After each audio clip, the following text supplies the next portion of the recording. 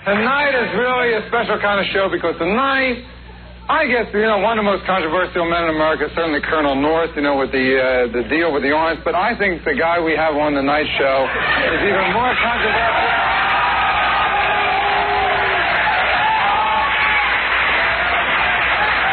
It's obvious that you've been reading TV listings. What else can I say? But from K-Rock Radio, Howard Stern is again. Yes. In person.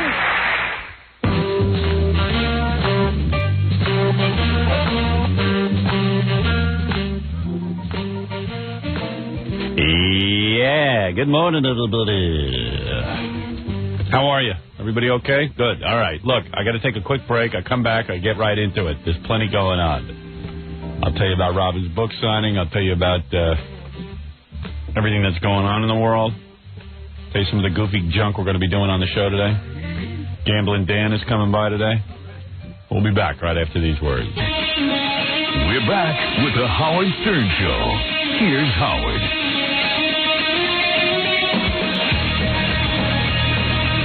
Okay. Good morning, Robin. Good morning.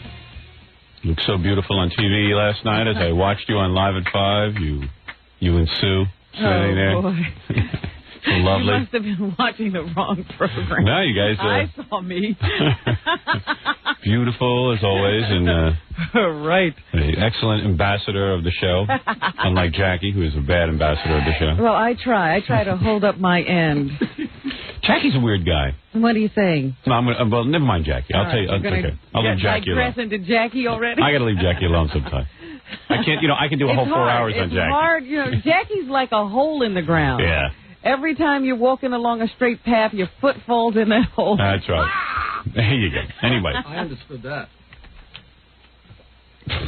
You can't understand that, Jackie. You never seen a hole in the ground that, you just trip in every time you walk over it. All right, you two. You go see Jackie working on a comeback. Percolating. The obvious hole. I'm percolating. The obvious hole in the ground joke I'm not going to make. Stand back. How many nuclear reactors are about to blow? Okay. Anyway. Just say Jackie. It doesn't look good when you pick on girls, Jackie. Oh, please, let him. Jackie's known for not looking good. Why start now? All right, anyway, let me tell you what my... So yesterday, I had you did your book signing at 12 o'clock was Robin's book signing. Mm-hmm. Oh, here we go. And I've always wanted my own theme music. Well, it's appropriate. Robin's book signing was at 12 o'clock at Brentano, so I had a meeting at... like 11:30 or something.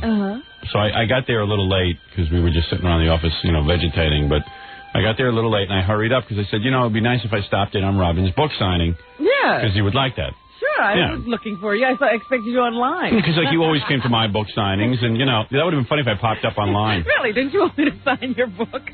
So I figured, okay, I got done with the meeting like at 12 o'clock. I was done real quick. Oh. It was like a minute after 12. I looked at my watch when I got in the car. So I had to be back on Long Island by about 1:15 because there were 3 guys waiting for me. Boy, you had a tight schedule yesterday. Yeah, I told you I had a really tight schedule yesterday. So I had to get back about, I had to be back, my wife said, before 1:15. So I figured, okay, I'll get down to your book signing, hang out with you a couple of minutes, 15 minutes or so, and then, book out of there. Yeah. So I drive down, a lot of people there. I was approaching. I saw there was a lot of traffic around the area, so I figured, there's a lot of people. And I get there about 12:15. Yeah, 12:15. Took me about 10 minutes to get down there, 10, 15 minutes. So I see, a bunch of camera guys from NBC and, a lot of people around. And my car starts to pull up, and everyone thinks it's you. So then I'm sitting there thinking, wait a second. So I said to Ronnie, you think they got here? He goes, obviously they're not here yet. I mean, they're waiting for Robin. I said, you mean she's not here yet? She's pulling the late thing? Oh, I wasn't pulling anything. I don't know. Had to wait Who was for it, your my PR people? Escort. Oh, all right, whatever. Because, quite frankly, my feeling is a lot of people are there on their lunch hour, and you should be there on time. I wanted to be there. You should be there on time. Because I was watching all the people waiting. I'm like, where the hell is she? Now I'm getting pissed off. So I said, okay, maybe I should just go in, because maybe I figured like maybe Judith was in there or somebody, some people I know. I said, but wait a second. Then I talking over Ronnie. I said, if I walk in first, that's like me trying to, upstage Robin. Like, I'm coming in first to the book signing. And I wanted to be sensitive to that, you know what I mean? So I sit there and I'm going, okay, I'll wait. So I said to Ronnie, just wait. So we'll wait, and it's 12:20, and it's 12:25. No, come on, don't tell me I got there that late. You got there after 12:30 because I hung out till 12:30. I didn't realize that. So finally I said, what happened was, then people started getting like, banging on the car and stuff, and it was getting kind of nuts. And I said, wait a second. Even if she comes at 12:30, then she's got to go with... I can't believe I was that late. Yeah, you were. I didn't want to walk in with you because that would upstage the situation. You know what I mean? Like, it would be a whole thing like, hey, this is Robin's moment. Why is Howard trying to glom in? You know what I mean? I mean, you should walk in yourself. It's your moment to walk in. If I was late, you could have walked in. No. So I wait. I said, okay. So then I discussed it with Ronnie. So then she walks in.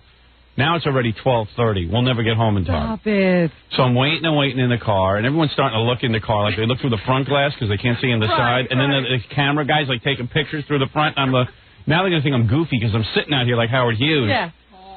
In my car. So I said, just pull out. I said, there's plenty of people here. She don't need me here. I figured, hey, just in case there wasn't a lot of people there, I'd hang out and act like a goofy guy, and create some noise.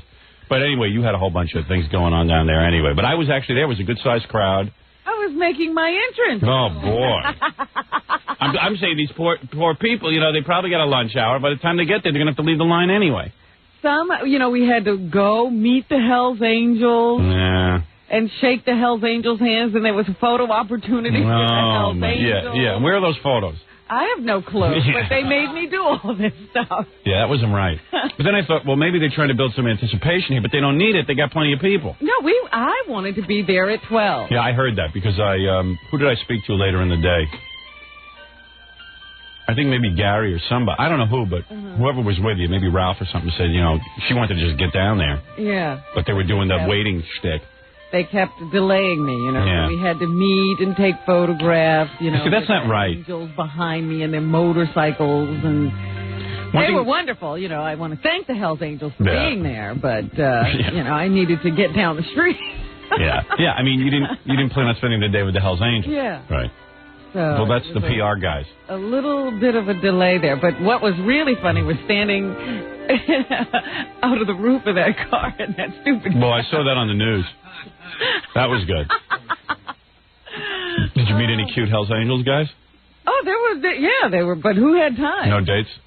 And there were some cute guys on the line, too. But there were some cute girls on the line. Because what I did was... women, yeah. I pulled around the block, and there was this really hot girl in a miniskirt just standing. Like, she wasn't slutty or anything. She was just, looking really hot. I wanted to invite her in the car. To help I really did. So then anyway, when I had a book out, I don't know how long ago it was, 2 years ago? Uh-huh. Was it 2 years already? Not yet. I don't know. A year or something? Whatever it was. Every time I had a book signing, Robin would come, or not everyone, but, Robin sometimes would drop by, see what's going on, or Fred or somebody would drop by to see what was going on. And every time I had a book signing, Jackie would say, I wouldn't invite him to come, because I didn't invite anyone to come, because I felt like, hey, I don't want to put anybody on the spot. If they want to come, they can come. If not, hey, that's cool, too. So I would never ask someone, hey, do you want to come to my book signing? Because everybody knows with me, if they want to come, they can come. You don't start sending out invites to the staff. You know what I mean? Yeah. Jackie and... They're friends. If they want to come, they come. So Jackie, every time before I would be leaving for my book signing, he'd go, yeah, I'm thinking of coming by.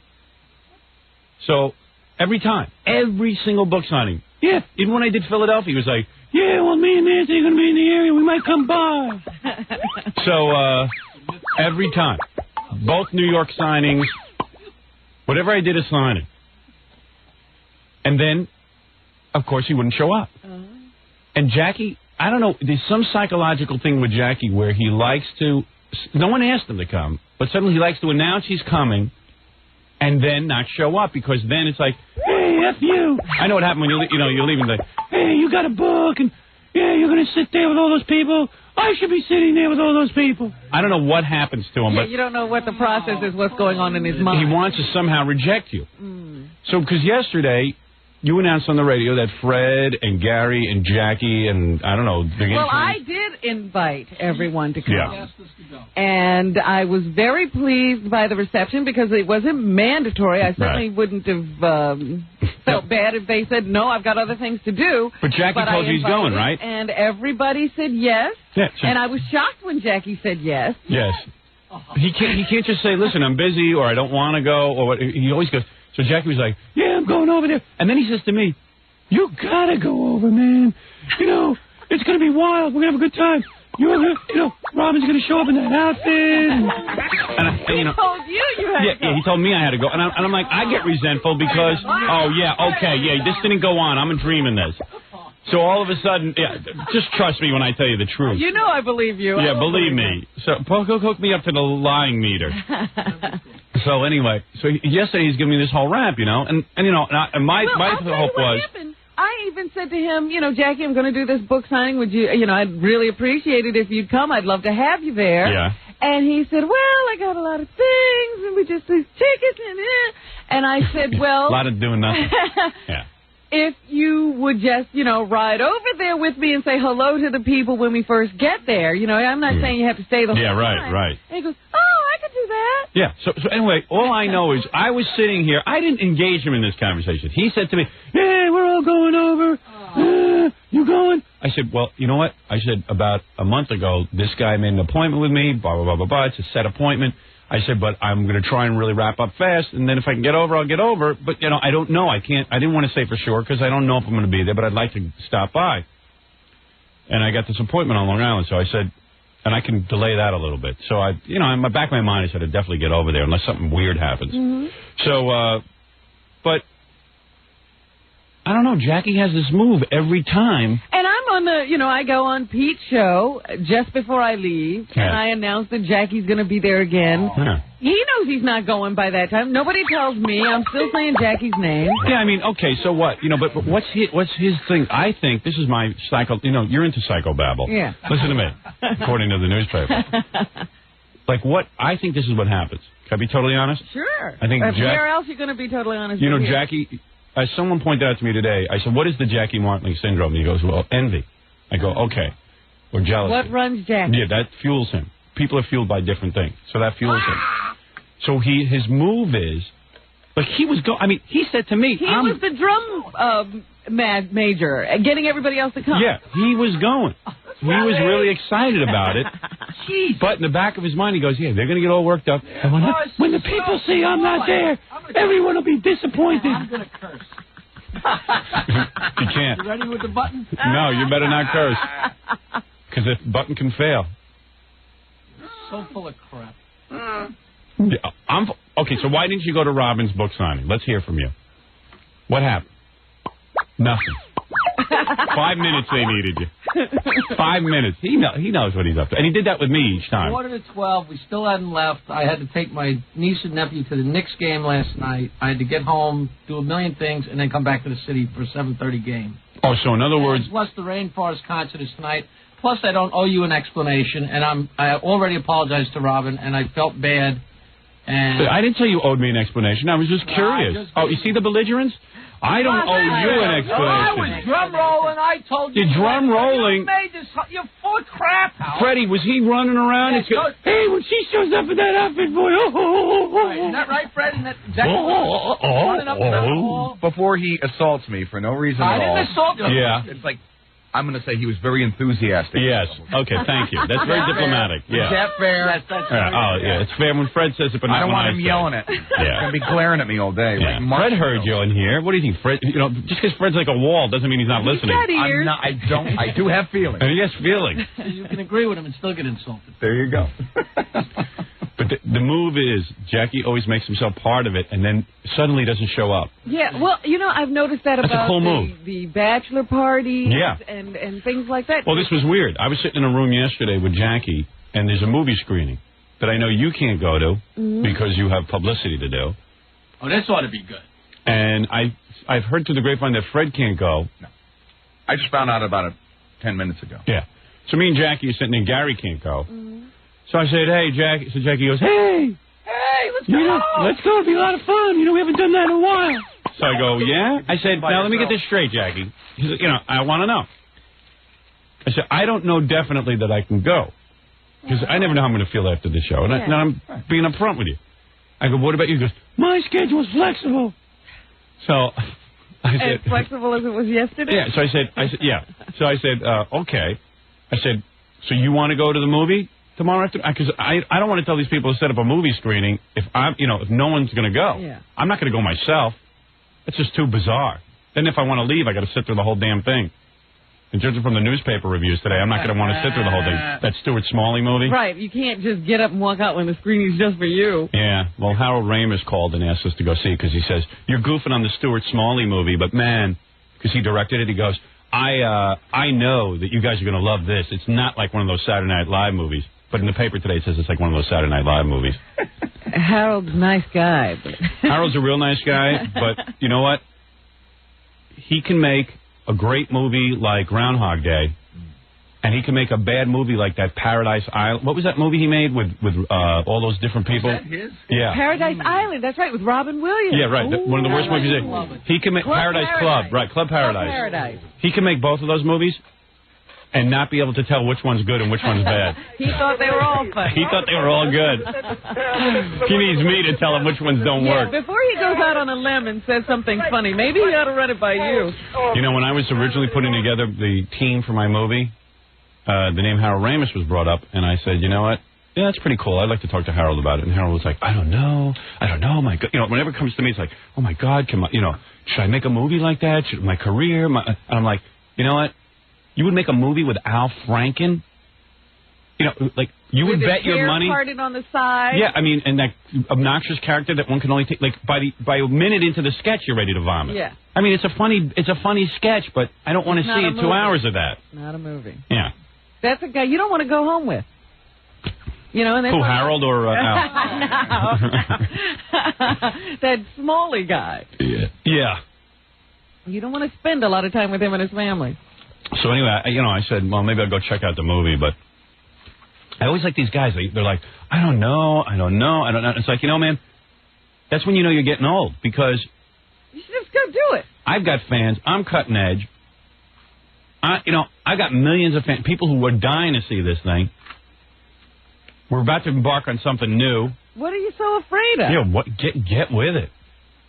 If you have survived Club Paradise, you want to be able to survive anything. Yeah, I didn't even want to necessarily do the movie, but I just wanted to talk to him about it, see what his feelings were. And it was he didn't even know about that. Oh, no. Oh, my God. I don't know. All these guys don't know. Like, what's to know? Yeah, I don't know. Jump into it head first, dude. But the Stuart Smalley movie, Stuart Smalley's a good trailer, not a movie. But I don't know. I haven't seen it yet. I want to judge it for myself, because sometimes the reviewers don't know what they're talking about. Yeah, they don't always know. Yeah, I just can't imagine. I want to go see, and I want to see if they pulled it off. I just see Al Franken with that hair parted to the side. I'm out of there. Yeah, me too. I just see Al Franken, and I'm out of there.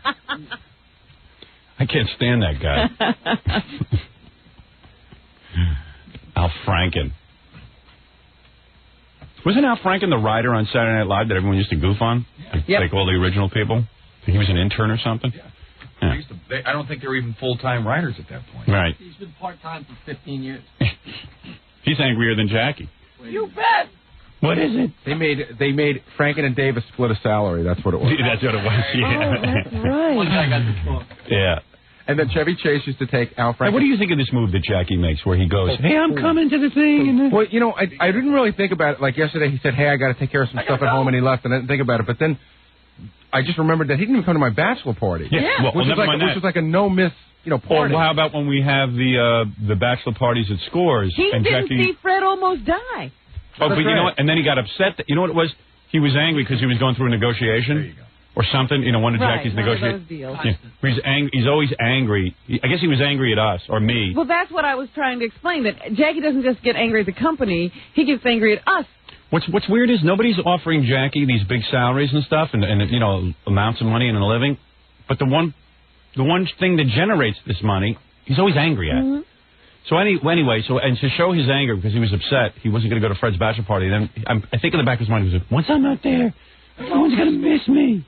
And then it's not even going to be good. Everyone's going to be bumming out and noticing I'm not there. Well, and then he stopped going to Super Bowl parties, and that was sort of the modus operandi. You know, I'm the life of the party, and it'll suck without me. Yeah. Nobody appreciates you. So then when we had Fred's bachelor party, and it turned into be like the biggest event of the year, with Fred passing Nobody out. even noticed Jackie wasn't there. Yeah, and then Jackie was like, that didn't work. Hey, I'm sorry. I don't go.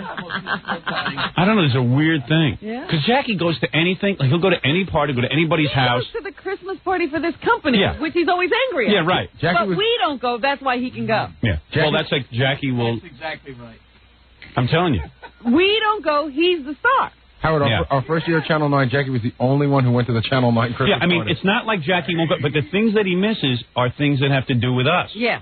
I think it's fun. Especially when I'm going to be there. I think it's fun to go to a party that you're not at. Yeah. You know, Hey, boss isn't here. Now we can have some real fun. Like I'm the boss. Like I'm Mr. What's the guy in Beverly Hills? Mr. Drysdale. Nancy, you're the only people that have ever had the entire show to dinner at our house. Yeah. So. And it was. Howard never did that. Of course, I had a pool party and had everyone over, but that doesn't count. And Freddie had a party. Yeah. Jackie's the only one. You just didn't go to that, Jackie. What? Fred's party. I don't think he did. No, he was there. I remember. He got me in the corner, to tell me one of his drunken jokes. Right. I hate Fred. Bastard. So anyway, he's the only one who's had anybody over for dinner. Yeah. He's the only one. Only one. The world according to Jackie is an amazing place. That's it. Oh! The world according to Jackie. Let me write your story, Jackie. See, if he would come clean. According to you, two nincompoop a-holes. If he would come clean and tell us why he pulls that each time. Full of crap than your book. I'm honest. I am always honest. If I say I'm going to go somewhere, I go. Yep. Be honest with a gun. Oh, yeah. Okay. I'm not even sure. Give an example where I wasn't honest. If I say I'm going somewhere, I go. The only thing I got going for me is honesty. $20 from yesterday. Bull. Listen to the tape. You want your 20 here? Here. No, I don't I'm going to give you $100. I want you to admit that you lost. Here. Wait a second. Yeah, just take this off. Take this off on the next big negotiation. Here. What's your money? No, it'll change the whole negotiation. Here it is. Yeah, here's 100. Take 100. Use it for parking. Here. Here's $100. Jack, take it. Here, take it. I don't want it, Jack. Of course you don't want it. Exactly. It's tainted. You touched it. All I know is I got this little zipper thing in my briefcase. It always has money in it. Great. There you go. Just keep pulling it out. That's a beautiful thing. I think I'm running low. Anyway, I don't know. I just think that's a weird move. Oh, shut up. I've been noticing that with your guy parties lately, and I wondered what was going on. I didn't know whether you had thought about it. Let me tell you something. So we're sitting back there, and then Gary goes, Wolf, when are we going to have, I got to make all these decisions. When are we going to have the bachelor party for Scott Einziger? Yeah. So, of course, we don't discuss it with Scott Einziger because we can care less if he shows up. What does he matter? Right. He'll just clog it up. He's just an excuse. We can put so me, Gary, and Jackie were sitting there on this particular day because Fred disappears after each show, and you were busy with your Nefertiti costume. So we're sitting there, and Gary says we can do it in May after our vacation. I said, gee, in May there might be a whole other reason to go to Scores. Why we? Why wait? Why wait? We finally have a reason. And have to bundle them up. Yeah, I mean, Einziger could get a divorce. Who knows? I mean, he could break up. Right. So Gary says, man, your teeth are big. No, I'm just saying his lips can't get over those teeth. I'm not trying. I've never seen anything like that. You know what? It's like an overfull garage. Unbelievable. Yeah. Hold on a second. Yeah. It's like, and the door is like aluminum siding, so it bulges out. It's 6:35. Yeah. Jackie's an idiot for didn't do anything. Robin's an idiot for not getting to a book signing. No one's an idiot. It's just your teeth are huge. Yeah. Seriously, you got look at that. The lip won't even go. Let me see. Close your mouth. If you're real quiet, you can hear the strain of the lip. I know. Yeah. Like the tension. So we're sitting in the office, and I said, maybe we should do the Scott Einziger bachelor party on Friday. I thought it was already set. Me too. This Friday. So, yeah, but I don't know. You know what it is? No one's really discussed it. And then, so I said to Jackie, you want to do it Friday? He's like, Oh, my schedule's flexible. So, but I bet she's not there. Well, we're probably not doing it this Friday. Why? Well, we could do it this Friday. I spoke to Lonnie at Scores. We could do it. Yeah. But he suggests that we wait. Why? Because it's Easter? Exactly. Easter and Passover. It's hard to get the top caliber girls. Really? Oh, really? Are they celebrating? Well, yeah. Why? Just because you take your clothes off, you can't celebrate Passover? I think a party with a lot of pigs is better. But he said anything we want. If we wanted to do it, it could be done. Yeah, maybe the girls will be angry, though, that they have to work on but those girls will be game. Yeah, I mean, we'll be done before. Strippers have families? Won't we be done before sundown? Weren't most of them like molested and stuff? Sure. I don't know, Howard. Why would they want to be with their families? Yeah. They can't dance on Good Friday. That's amazing. Yeah, I mean, I am shocked just by that information. That's sort of hypocritical. That can't be right. I mean, if That's you're a dancing naked, I don't think God wants you. Yeah, you know, you're gyrating your thingy in people's faces every day. Yeah. Then you're going to go pray? Yeah. They're nude, but they can't eat meat. Would they give up? All right, we'll do it Friday then. You want to do it Friday? Yeah, we'll do it Friday. We'll get, listen, the girls are always... You know what? I think, I don't know how Friday is for me. Oh, boy. You're open. Well, what if we did it next Friday? When the girls, then we get better looking girls. I don't want to go if there's going to be ugly girls. We can do it next Friday. I won't be able to make it, though. Why? Because I'm leaving on vacation. That's our last day before vacation. Oh, it is? And I'm leaving like that day. Oh. But you don't need me. You really don't. All I can do is give the guys a list. If they need to call 911, they have to have you. Well, you can see how good I am at it. I don't know. You know, I got to check. You know what it is? I think I have something going on Friday night. Because you told me you were available Friday. I think I am. You know what? Do me a favor. It seems like this Friday is the Friday. Yeah, call my wife and just tell her that. Tell her you're going? You have to go to Scores. Well, tell her I'm going to Scott. Let's say I'm going to Scores. Say I'm going to Scott Einzinger's bachelor party Friday. What time do I need to be home Friday night? Because I think we have people coming over the house. Well, you're not going to be there till night. Yeah, I mean, how do you know? I need to. No, the only reason you got home at night last time is because then you went to play cards. You should be able to be right, gone it by was a 2 or whole 3. day thing you did. You think so? Oh, sure. You're always out of there by 2. You don't know. We started at 11:30. It's been getting later. It has been getting later. We left at 3. Oh, I don't like the pressure. I'm not really being exactly honest. I don't really want the pressure of having to leave, if I'm having a good time. And you come home to company all sexed up. Like Yeah, smelly. it's tough. Yeah, all smelly. Who's coming over for dinner? A couple of friends and... Priest. Yeah. So just, I just forgot about that. Just ask her if I have enough time to hang out for like an hour or 2 or 3. This 4. is work, Howard. You can't... I can't miss it. Shirk your duty. Listen, if Allison's going to say to me, well, what time do you think he'll get home? And if I say around 4, is that okay? Yeah, 3 o'clock. And then you'll really get home at 4. Yeah, but the latest I would get home is 4, tell her. Okay. Tell her I got to do it for Scott Einzinger. 11:30. He's a good pal of mine. And 2 is not enough for you anymore? What if we start at 8? Can we just get up start the party here? Can we just start the show from there? Yeah, can we broadcast from Scores? Scores. Oh, yes, you do. Sure.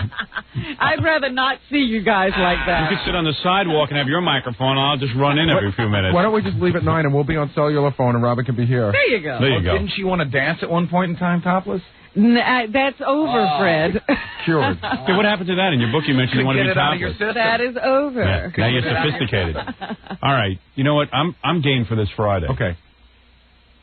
I'm definitely up for that, but I'm just worried there's going to be a lot of ugly girls there. If the good-looking ones have to go, maybe the good-looking ones get to go home with their families, and the ugly ones. But these will try harder. Yeah. All right. How ugly could they be? They're Scores girls. Yeah, Scores has great-looking girls. Okay. Pigs have to go that extra mile. So you're going to be there, Jackie? I don't know. I don't know. Yeah. See. Are you going to the movie screening with Howard today? I can't make it. Oh, are you serious? I said I was going. All right. When I say I'm going to go someplace, I sometimes go. Because I know I'll go over there and he won't be there. He'll go. I'll meet you there. Yeah. So me and you can go there alone and have the time of our life, and tomorrow you can say how it sucked being there with me. Right. Okay, I'll be there. But you know what? He does I'll like give you a his plug. time alone with you. I know he does. Yeah, he does. I got to tell you something. We had a great time when we went It's so good when we get away ourselves. Robin. He really likes to cut Fred and me out. That's what it is. He wants to get you alone. You know what? Seriously, this is going to happen halfway through the movie. We are having a good time, and I know you're going to say we're having a bad time. I got to tell you something. We have a great time together, don't we? We really don't. We don't. It's very forced. Still talking about that time you guys saw the Wrong Guys. Wrong Boys together. No, the Wrong Guys. Wrong Guys. That was his favorite time. Me and Jackie went to see Belzer and Richard Lewis's movie. It was a bomb. I mean, it was like the worst movie ever made. And Louis Anderson. And Louis Anderson they were all in the Cub Scouts together. And Louis Anderson's in a Cub Scout uniform, like they make one that size. The only place they make one is in Hollywood. So we're sitting there, me and Jackie we peed in our pants through the whole movie because we just goofed on those guys. Because we know them all. Right. Except for Louis. Couldn't have been ruder. Yeah, I mean, and the movie was, I walk in, I go, that's a funny movie. And I realized you got to sit there with Jackie, yeah. We're funny. They sucked. You know, if they released that movie with me and Jackie watching it. You know what? That would be like a Mystery Science Theater. It was you and original Jackie Mystery goofing on it. Yeah. With Beavis and Butthead. Yeah. It was great. And there was nobody in the theater. There was one guy in the theater with us. He left about 20 minutes because we were so loud. And then we had the theater to ourselves. Farting and picking. Yeah, it was a lot of fun. Yeah. It's great. But Jackie likes to be with you alone. I don't know about that. I think so. I planned that one. There's a thing going on there, too, where he would like you to realize that, he's all you need. That's right. He's a lot funnier when there's no one else around. Right. I'm the guy. You should see me when I'm all alone. Jackie chills. Yeah. You ought to record an album just alone in your room. I have. Jackie alone. Live alone. All right. Anyway, so that's Jackie's weird move. I had to bring that up because as I heard yesterday that I was convinced he was going with you. Yeah. I heard I was there anyway. And I don't know. And then all of a sudden everyone said, everyone was there except Jackie. He was the only one who didn't show. Yeah. Even I was there. Even the king. That's right, Jackie, the king, remember. Oh, the king. Even the king was there. Handsome Jackie. He's an amazing man. All right. Sorry you couldn't blame me for you being late, Robin. So what are you saying, that she was late? And that was why you didn't come? No, that isn't why I didn't come. All right. I'm desperate. All right, we got to take a break. King of the straight answers. I'm embarrassed. Oh, please. Why don't you just give an answer? All right, we're going to take a break. I asked the question for 40 minutes. I got to take a break. We got Stuttering John's tapes that we haven't gotten to yet. We have a whole bunch of things going on. Gambling Dan and all my classic bits, remember, from NBC? Right. They're all in the box, too, waiting to go. And some of our old bits from here. And also... Is that it for me? Yeah, we're done with you for now. You know what's really funny? There were a lot of cameras there yesterday, and everybody was interviewing everybody, and all I could hear was John. Stuttering John? Stuttering John was talking to these reporters, only he couldn't get out a sentence. Is that right? They must have some of the most incredible tapes. Wow. Well, Brentano's is that bookstore that John goes to all the time and gets thrown at him. I know. They said it's nice to have a book signing where we're not afraid that John will show up. Yeah. But he was there. We should have John ask Robin questions. Think of it now. Great. All right, we'll take a break and we'll be back right after these. You're listening to The Howard Stern Show. Once again, Howard Stern.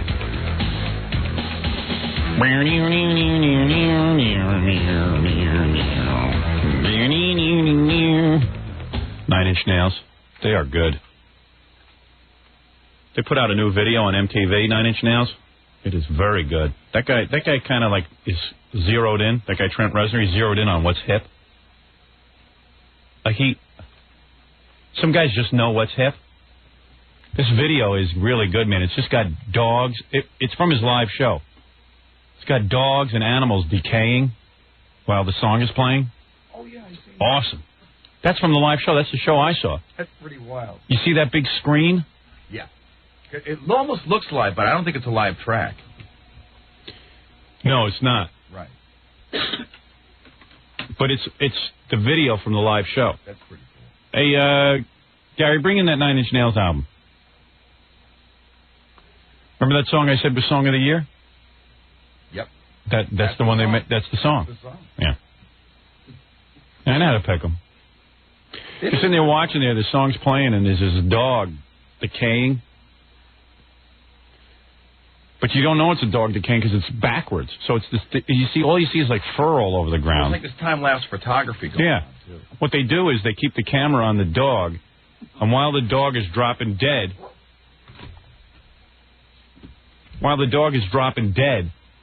I guess they You actually see it die? Yeah, well, yeah, backwards. Yeah, well, no, actually, you see it all composed. They don't show you how it died. Because I was afraid when I saw it in concert, they were going to show it like getting hit by a car or something, or somebody shooting it. Or gas in it. Or gas in it, but they didn't, thank God. Back up that far. No.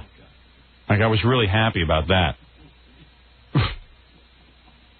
Leaping off the catwalk. What? Yeah. Off the catwalk. But it's really cool to listen to this song and watch animals decomposing. I can't tell you. It's just such a cool video. And they show it on MTV, but I noticed they edited some of it. Like some of the animals they didn't put in. I guess some animals are cool to show dead. But it's really good because it's a depressing song. Remember the song I named Name of the Song of the Year? They're showing it on MTV, that video, and they show pictures of animals decomposing. Was it a Nine Inch Nail song? Yeah. It's Hurt. Isn't that what it's called? Hurt? Yeah. Something about that song, man. Hey, where's the, where's Fafafui? Where's the jewel case? I can't tell what... Oh, here it is. Okay. Sorry about that. Why don't we have the video? Then I can see it. Yeah, I just didn't think it was necessary for radio.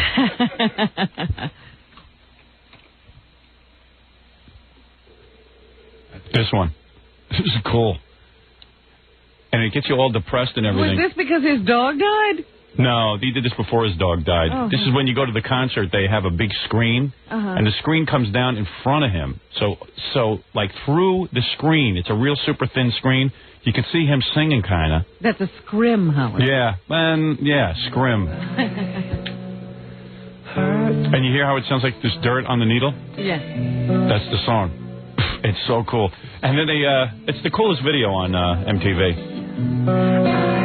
And that bastard, they interviewed him on MTV about me, Trent Reznor, and he didn't have anything that nice to say. Like, he didn't have anything bad to say, but he just didn't... He didn't know what to say. Yeah, he was acting all goofy. He's a calculated person. Yeah, he didn't know what to say. There's no real Trent Reznor. But I got to be honest that this song really does get me. I don't believe he's even upset about his dog's death. Who was he carrying on about saying he was really great? Letterman. Hey, wait a second. This is this. Everybody says that about Letterman. Until the Oscars. Listen to this, man. Imagine dogs decomposing. Cool. I think this is the one where, like, the flesh and everything comes off. Yeah, well, yeah, it's all fur laying on the ground, and it starts to come together, and it looks like this, you know, you see the maggots and the bugs, and you see everything just... What? Was it his dog? No. He didn't leave his dog there to decompose in front of him. It's just the coolest video. But how that guy knows what's cool, I mean, he's just cool.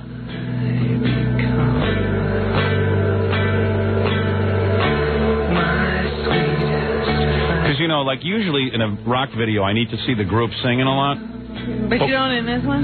Nah, not when you got animals decomposing. I'd rather see animals decompose than see a guy sing. I love this song. You turn out all the lights in your house, put on a few candles, burn a little incense, you'll end up shooting yourself. What is this with you in the end? You know what I mean? You create mood. What do you mean, what is it with me and the incense? You're burning incense in here every morning. But you have never been this romantic or mood... I sit there by myself. I don't sit with my wife and do it. Lately, I got into this whole thing where on weekends, I just turn out all the lights. And I've got all these skulls in my office. I just light all the candles. Are there candles in the skulls? Yeah, some of them. And then I burn those. Some of them are next to them. And it throws off a real weird light. Yeah. And then I just sit there and listen to stuff like this. Think about what went wrong. It's a mess, your life. Yeah. I'm lucky it was winter, though. I would have drowned myself in the pool. Because you get really down. I don't think this is down. I'll read her book and this is cheery. Hey, there you go. Put this on and read my book. Yeah. Happy days to hear again. You'll be out of there. This is the soundtrack to your book. This is the one I named Song of the Year, isn't it? Yeah. I don't even remember what I named Song of the Year. Yeah. You know, I don't mind this Nine Inch Nail song. Yeah, that's great. I don't know what he's singing about, but it doesn't sound good. You know, it sounds like it's a real bummer. Plus, I obsess on the animals decomposing. course, you're thinking about yourself decomposing.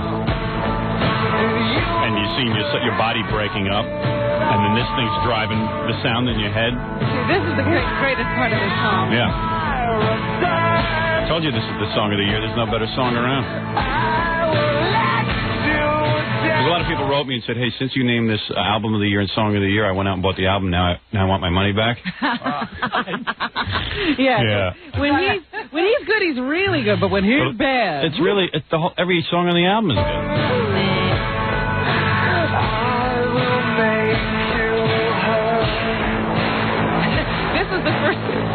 First year you named the song of the year and people faxed in that they agreed with me. Yeah. I don't know. Something different. No, anyway, it's really cool to watch the animals decompose. So, what's amazing to me is you actually find the videos on MTV. Yeah, I know, they're hardly on. I just happened to catch the top 20 countdown, hosted by Bill Bellamy, the black guy, who is trying really hard to be black, like street jive. What's up, Bill Bellamy in the house, and we're going to play the top 20 for you. It's almost like he's the black Paulie Shore, because he's pretending that whole thing. Yeah, it's like it's the 90s version of Amos and Andy. He might as well just do Kingfish. Yeah, but, Paulie's no surfer dude and doing that talk, and this guy's no street dude doing that kind of rap. And it's very obvious that he's, because there are times that he speaks like sort of proper English. Yeah, hello, Bill Bellamy. And then all of a sudden he's like, what's up, my man's in the house. And it's like, shut up. Really, it's almost like he could introduce Masterpiece Theater on PBS. My man gonna be here with the 9-inch nails. Get down with my man, Trent Reznor. Right on. Yeah, I mean, I'm going to get in blackface one day and ask MTV if I can just be the local black guy. Or just do it with him, because when it's another black guy, he even gets blacker. Yeah, he gets nuts. I saw him with the Fresh Prince of Bel-Air. Yeah. And they were both like going, like, hey, what's up?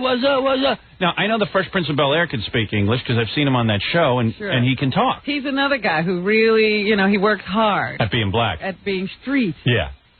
What's up? I could out-black all of them. Because I saw him, he's now doing these promos for the movie with Martin Lawrence, and they're two guys running around trying to out-black each other. Yeah, I know. What's up? You can't even understand what they're saying anymore. Yeah, it's Amos and Andy. I get on there. I, first of all, would come on in full African garb. I'd have a skirt on with a kufi bone necklace, a spear. I'd be in blackface. I'd get out there, what's up? Hey, man. And then I bring like a... instead of the dashiki and all that, you have a grass skirt on. Yeah, well, yeah. That's what I'm saying. I'm going to have the bone necklace. I'm going to be like a real African. No shirt at all. Yeah. I'll be dragging a dead missionary in the first segment. Hey, what's up? Look what I found me, a dead white man. Man, I ain't saying I killed him. But I'm saying that, man, look what I got, man. A dead missionary. Let's eat something. Get a big pot, boil him. Big bone in my nose. And then, and Bill Bellamy will look white compared to me.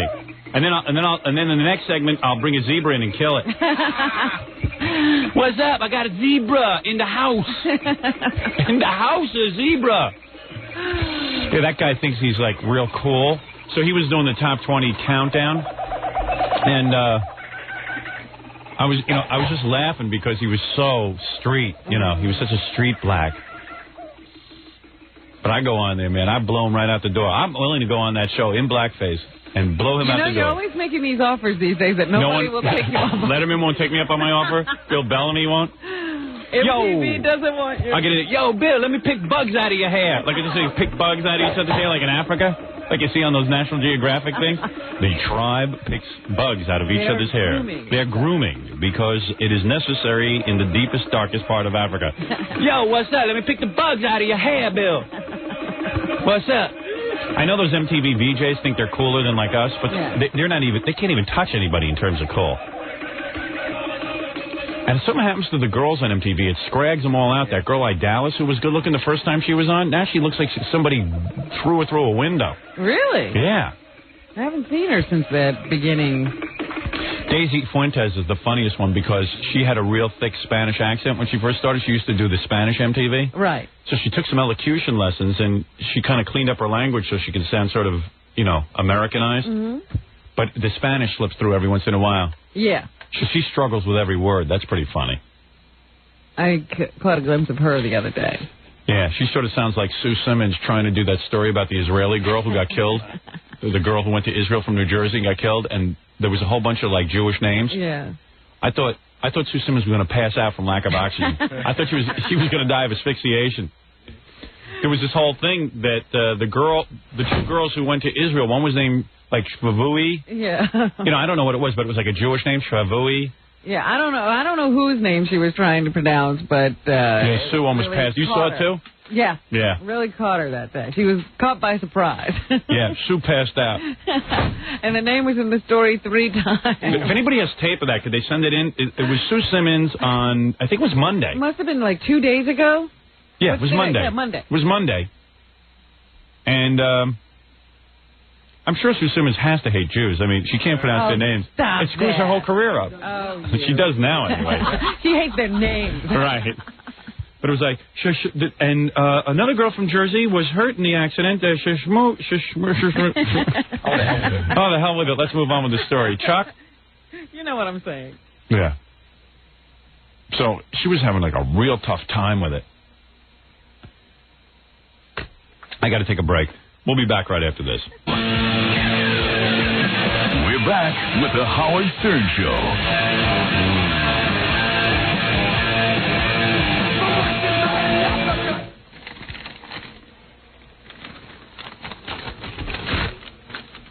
Okay, just a couple of quick announcements. First of all, we have...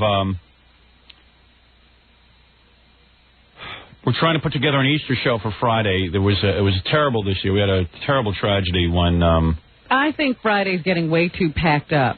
Well, then you pack it with something. Then you pack up. Well, anyway, I think there's too much going on. On St. Patrick's Day, we had a horrible tragedy when I got ill and could not do the Painting O'Green, which we've done every year on this show. Painting O'Green breasts. Yeah, I understood a lot of women were disappointed. They actually were. Painting O'Green breasts, and, of course, now I can check for breast cancer. So, we didn't get to paint any breast green.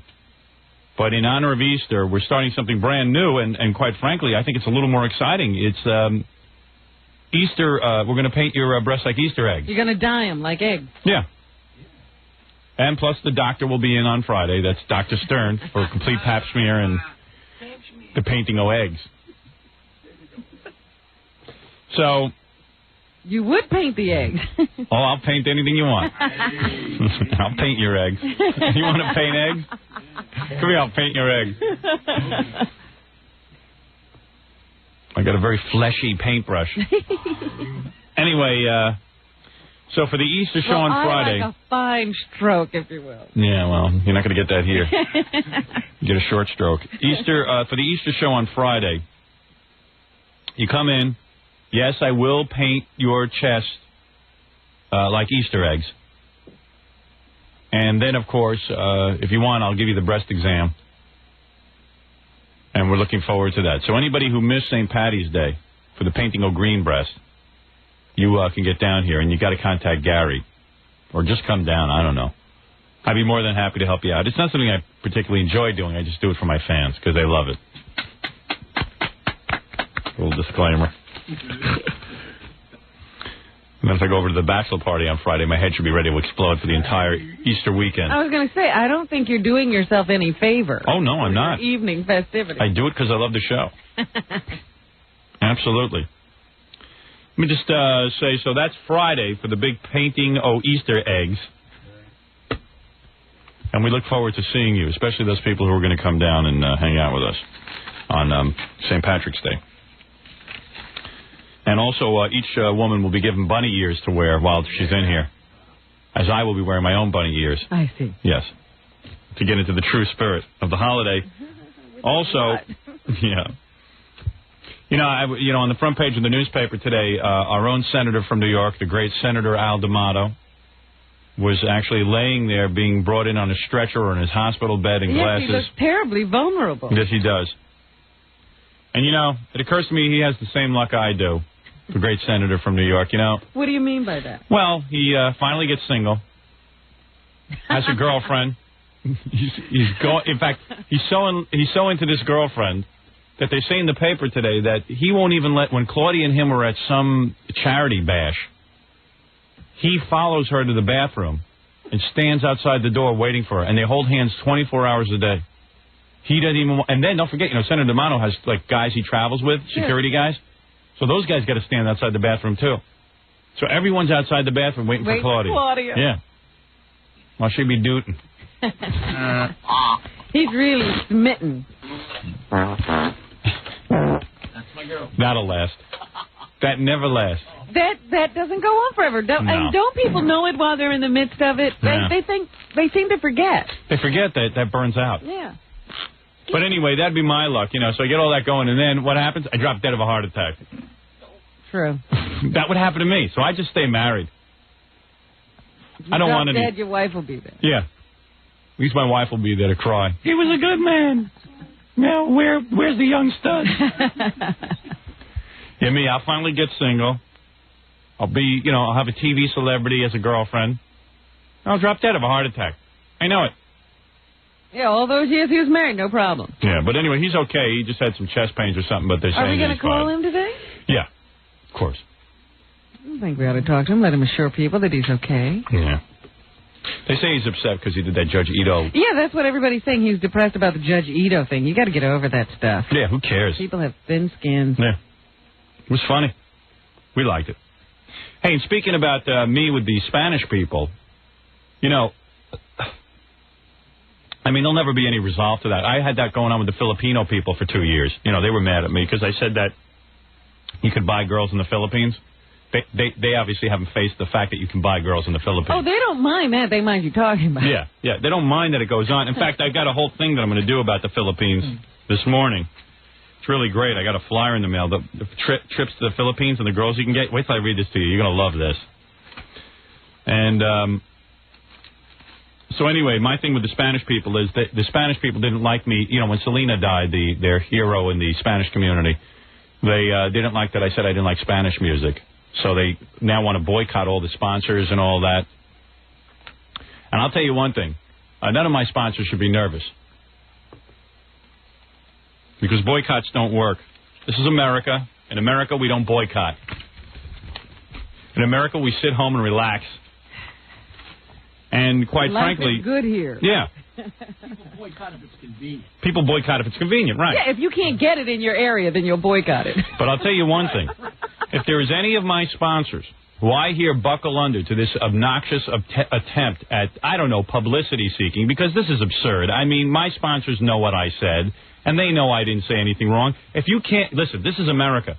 Are we going to end up like a third world nation where I can't say I don't like Spanish music? Right. All of a sudden we're going to have to watch everything we say, and the government will tell us when we're okay. Yeah, but I'll tell you this, and I'm being very subtle. No, I'm not being subtle. I'm hitting you over the head with it.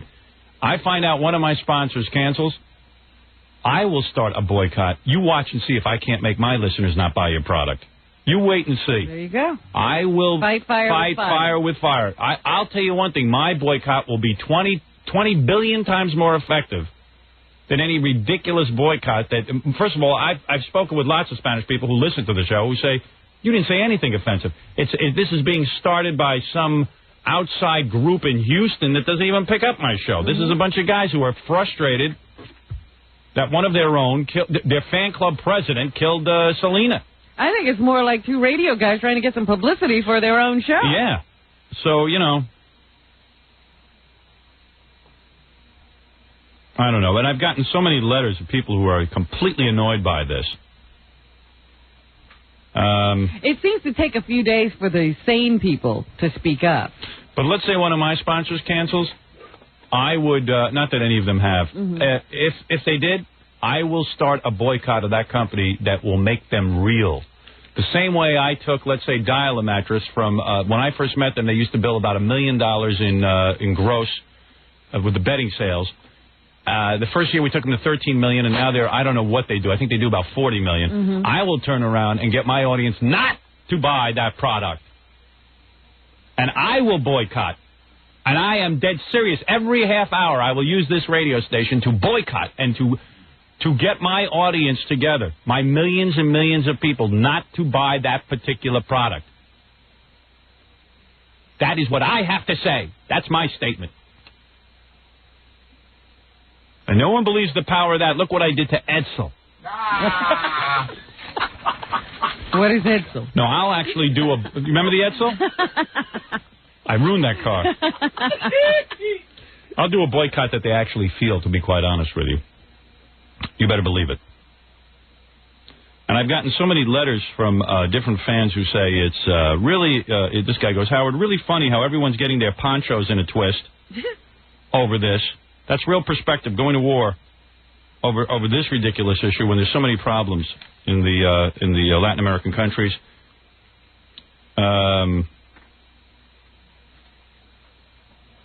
This one says, this is no different from the Filipino issue of 2 years ago when Howard insulted, quote unquote, the Filipinos.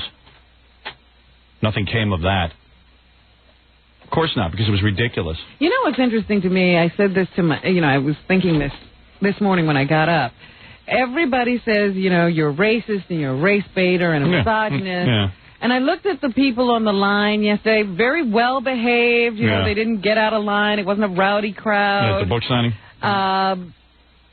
Every persuasion. Yeah. There were Asians, Indians, of course, blacks, whites, all together. I am loved by all people. Not having a problem with each other. The only people I'm not loved by is the ones that don't listen to the show, who sit out there and they start hearing these wacky reports about me on Spanish radio.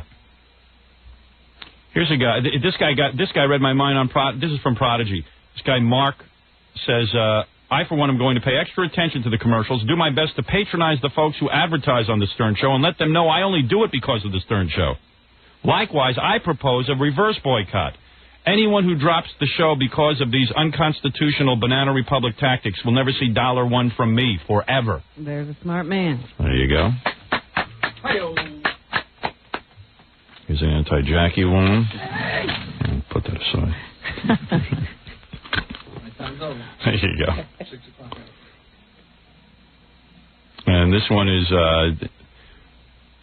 from a guy named Mark on Prodigy. While I am sorry Selena was shot, I am also disappointed to read and hear about the Texas Hispanic community staging boycotts of Howard and Howard sponsors. Apparently these folks have no sense of humor or honor.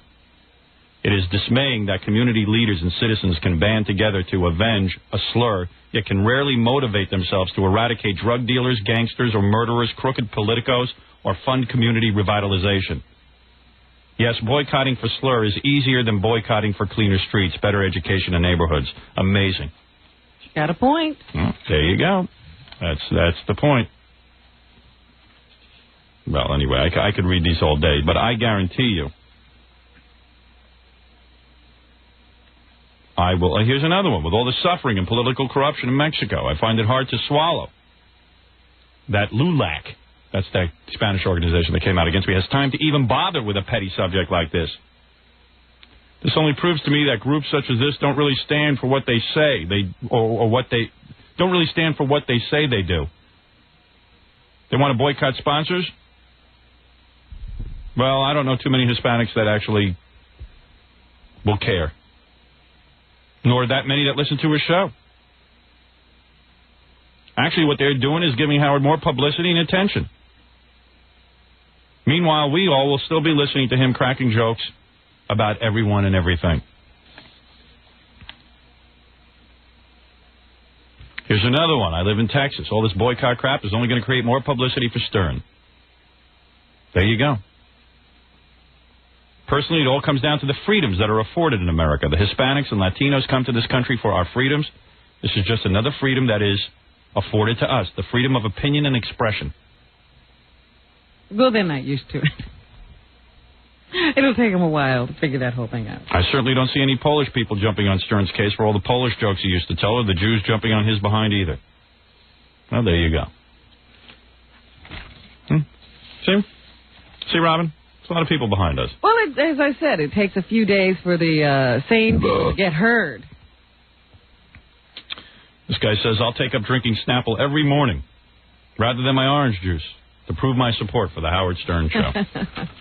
And so on, because any true listener of this show knows what was said. Quite frankly, it's already going away. That great opportunity for press is disappearing. Right. And we'll be on to the next ridiculous thing. You know what that organization should be involved in? I've been looking at some of the mail that you've been getting. Yeah. The people that are angry with you. Yeah. I've never in my life seen spelling and grammar like I've seen in these letters. Yeah, I know. It's weird.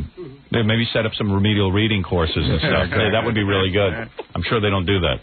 But anyway, just to repeat my announcement, I will set up a boycott, and believe me, my boycott will be effective. I know I can run an effective boycott. I know I can do it. I can cripple any company I want to. I know it. I can do it. There's a couple of things I know. I don't know a lot, but I know I can cripple any company I want to. And I mean cripple. Great Dave Herman told me the other day, you are the greatest salesman. That's right. I'm the President of the United States. On the radio today. That's right. He's also the great crippler. Excuse me, Dave? He's also the great crippler. The great crippler, right. That's right, Dave. Right.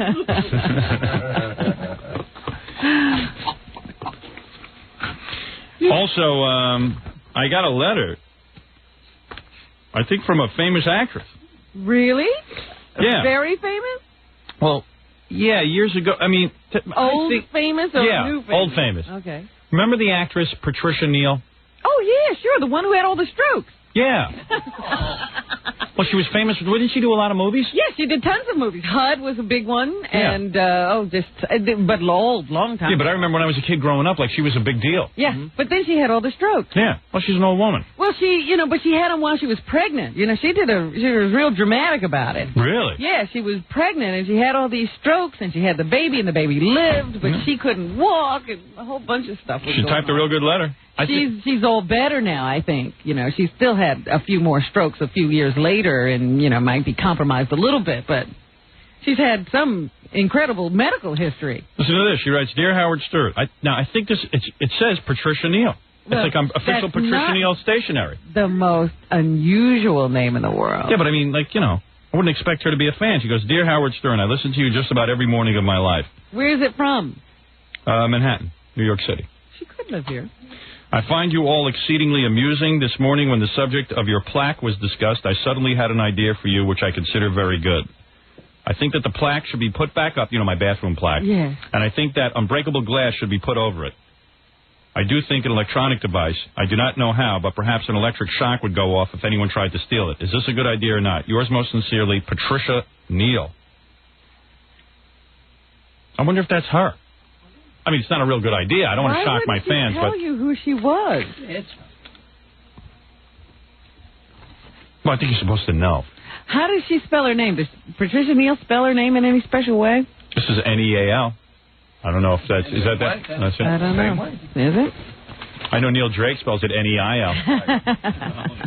He's the only other famous Neil I know. Well, let's hope it's from her. Yeah. Well, that's pretty cool. We never get any letters from anybody like that. Didn't she write some children's books, too, and stuff like that? Oh, yes. If you were going to fake being an actress... What? If you were going to fake being an actress, that wouldn't be the one you would pick, right? Better to pick her, because nobody expects you to pretend to be her. Anyway, I turned on the trial yesterday, the O.J. Simpson trial, and I got to tell you something. I'm looking at this Marcia Clark, who I've got a thing for, and I'm convinced now that I have a thing for any female who's That's new. why I said I don't know why you're complaining about ugly girls at school. Yeah, I'm not. I'm worried about these guys. So, I turn on the TV, and I don't know, man. I thought she was absolutely cute with that new hair. She has a new hairdo. Yeah, it looks great. You know what it is? I realize now she just got a bad perm. If she put a couple of extensions in, a couple of hair extensions, and, filled out the front, she could be downright foxy. I keep wondering why that guy doesn't slap some of that new hair off. That's what I'm talking about. Put some of that new hair like they sell on TV, because, in the front, she's still a little thin. Yeah. But, man, she was looking downright coquettish. I thought Lance Ito there was going to pop right through his robe. Did you see the look on his face? Yeah, look at his chops. And represented by, Marcia Clark. Yeah, Yum, yum.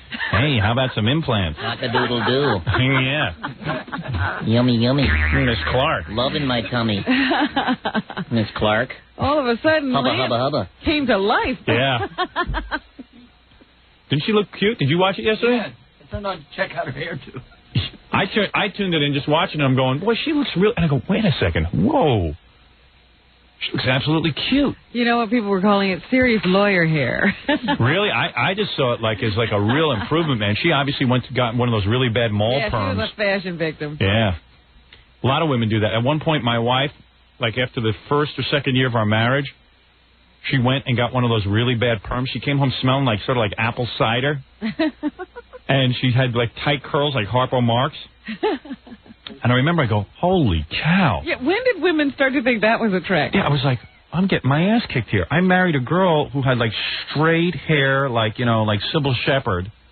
And now I got like Harpo Marx I'm married Nancy to. From the Garden. Yeah, right. And then, you know, and it was like, oh, man, what? I mean, I didn't bargain for this.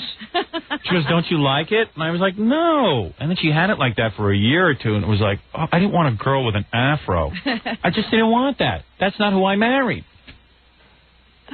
Big, giant, bushy, smelling like, and every couple of months you smell like apple cider. Right, they got to put all those chemicals in there. Yeah, and it just was awful. And they do it so bad, the tight curls, and I was just like, oh, what happened here? Oh, man, and I was just like, you know, oh, man. I didn't marry that. Look at this. I got a circus clown in my house. Why don't you just put a big red nose on her? You needed a red nose with a big shoe. Yeah.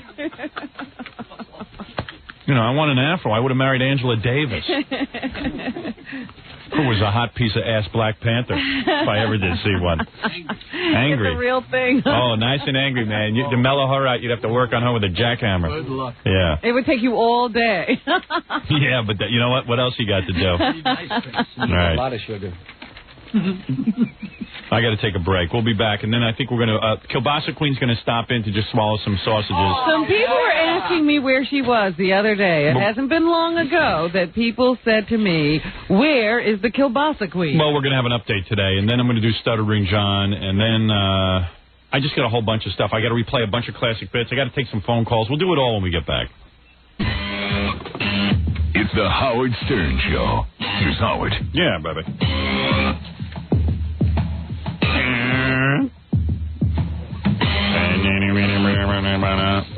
Judge Ito could sing to this.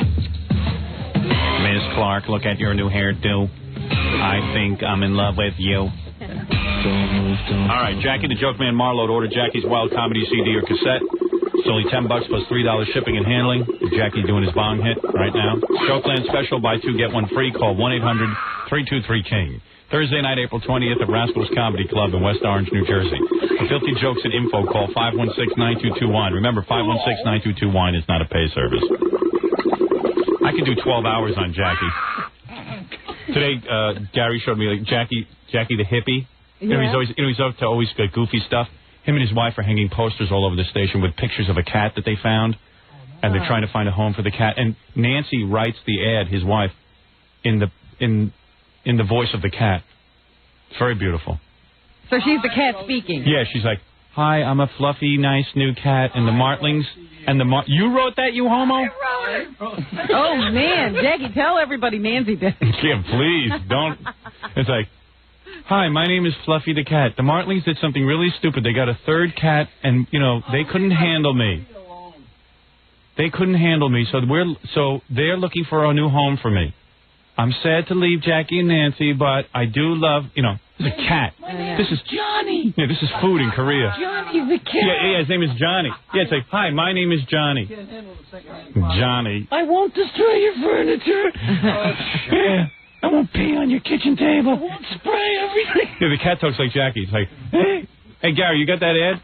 I'd like to see that. I missed it. Give me a call. It's beautiful. Somebody wants a Johnny cat. Jackie cares more for animals than he does for people. They're the only people only things that understand him. Yeah, they're the only ones that aren't ripping him off. Or... Yeah. I thought we were done with me. All right, okay, you're right. I did a whole hour on him this morning, so forget it. I'm dropping it. I don't want the ad. But if somebody wants a cat. What? If someone wants a cat. Meow. There he is. Very nicely printed up. Wow. Hi, my name is Johnny, and I'm a very affectionate cat. My owners, Jackie and Nancy, are very upset that they have to give me up. but they goofed when they took a third male cat into their house. It just doesn't work. We need territory. I have been neutered, have all my shots, and I'm very healthy and playful. And cute. Please adopt me. You will love me, and I'll love you back.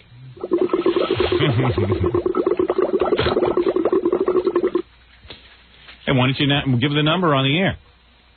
Maybe someone will take you, stupid cat. Oh, I'm sure. Use it in a satanic ritual. Listener, yeah, watch it decompose and listen to that stupid music. Why, our audience isn't like that. We have a lot of cat lovers in the audience. Yeah, a Spanish guy just called up. He wants the cat. He heard my routines. He heard about my routines. I sent it to Judge Ito for Friday's barbecue. You want to give out the number or no? I'll do you a favor. Yeah, think about it. All right. He'd rather put up little flyers in places he... Yeah, I'm a hippie. Hippies put up flyers. We don't believe in mass media. I'm going to put up a flyer at the Friars. Yeah. Maybe he'll get a famous owner.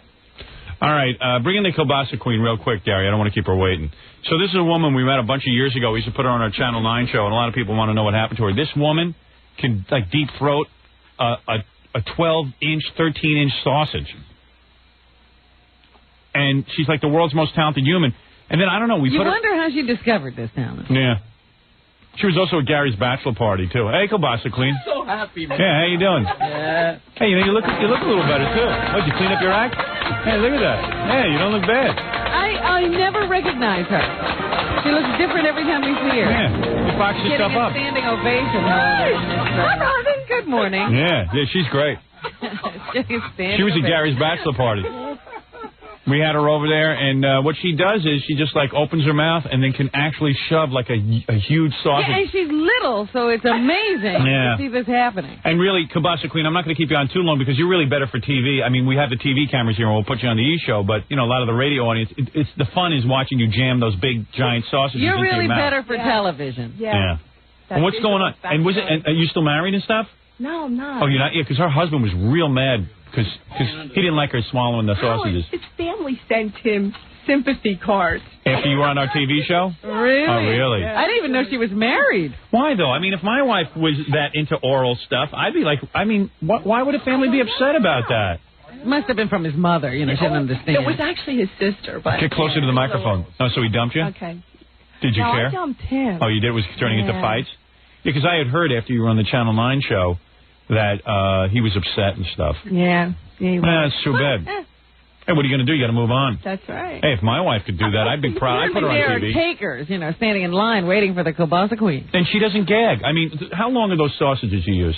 They're, I guess, about 12 or 13 inches. Yeah, literally. I'm not joking. And they're thick. They're big, thick. Yeah, they're not little things. What are those, Polish sausage? Yeah, Let me see. Let me see what you got. What's Italian, the biggest Polish, thing you got? What is it? Screw the build-up. Let me just see what's the big... Look at the size of this thing. Robin, what is it, Jackie? Look at the size of that. Oh, my God. Do you remember the first time she was here and she took that out, how we all looked at each other like she was making a joke? Yeah, look at the size of that. You almost fell back in your chair. We almost had to get you off the floor the first time. Yeah, I mean, literally that thing is 13 inches long, and I'd say it's about... You know, we should be like QVC now and have a ruler. Let me show you. That's about 2.5 inches in diameter. Yeah. More. Easy. It's pretty big. Excuse me. You know what? I see you got your hot dogs and everything. Yeah. Who cares about that? Jam that huge thing down your throat. Okay. Yeah, nobody needs a build-up is what Howard said. Yeah. Hey, what are you wearing? Let me see. How's your body look? You look kind of thin. What's going on? You look pretty good. Thin. Let me see. You look kind of nice. I'm always been thin. Can't you swallow the sausage in something sexier, though? Can you take off some clothes or something? Do you have to wear that? Yes.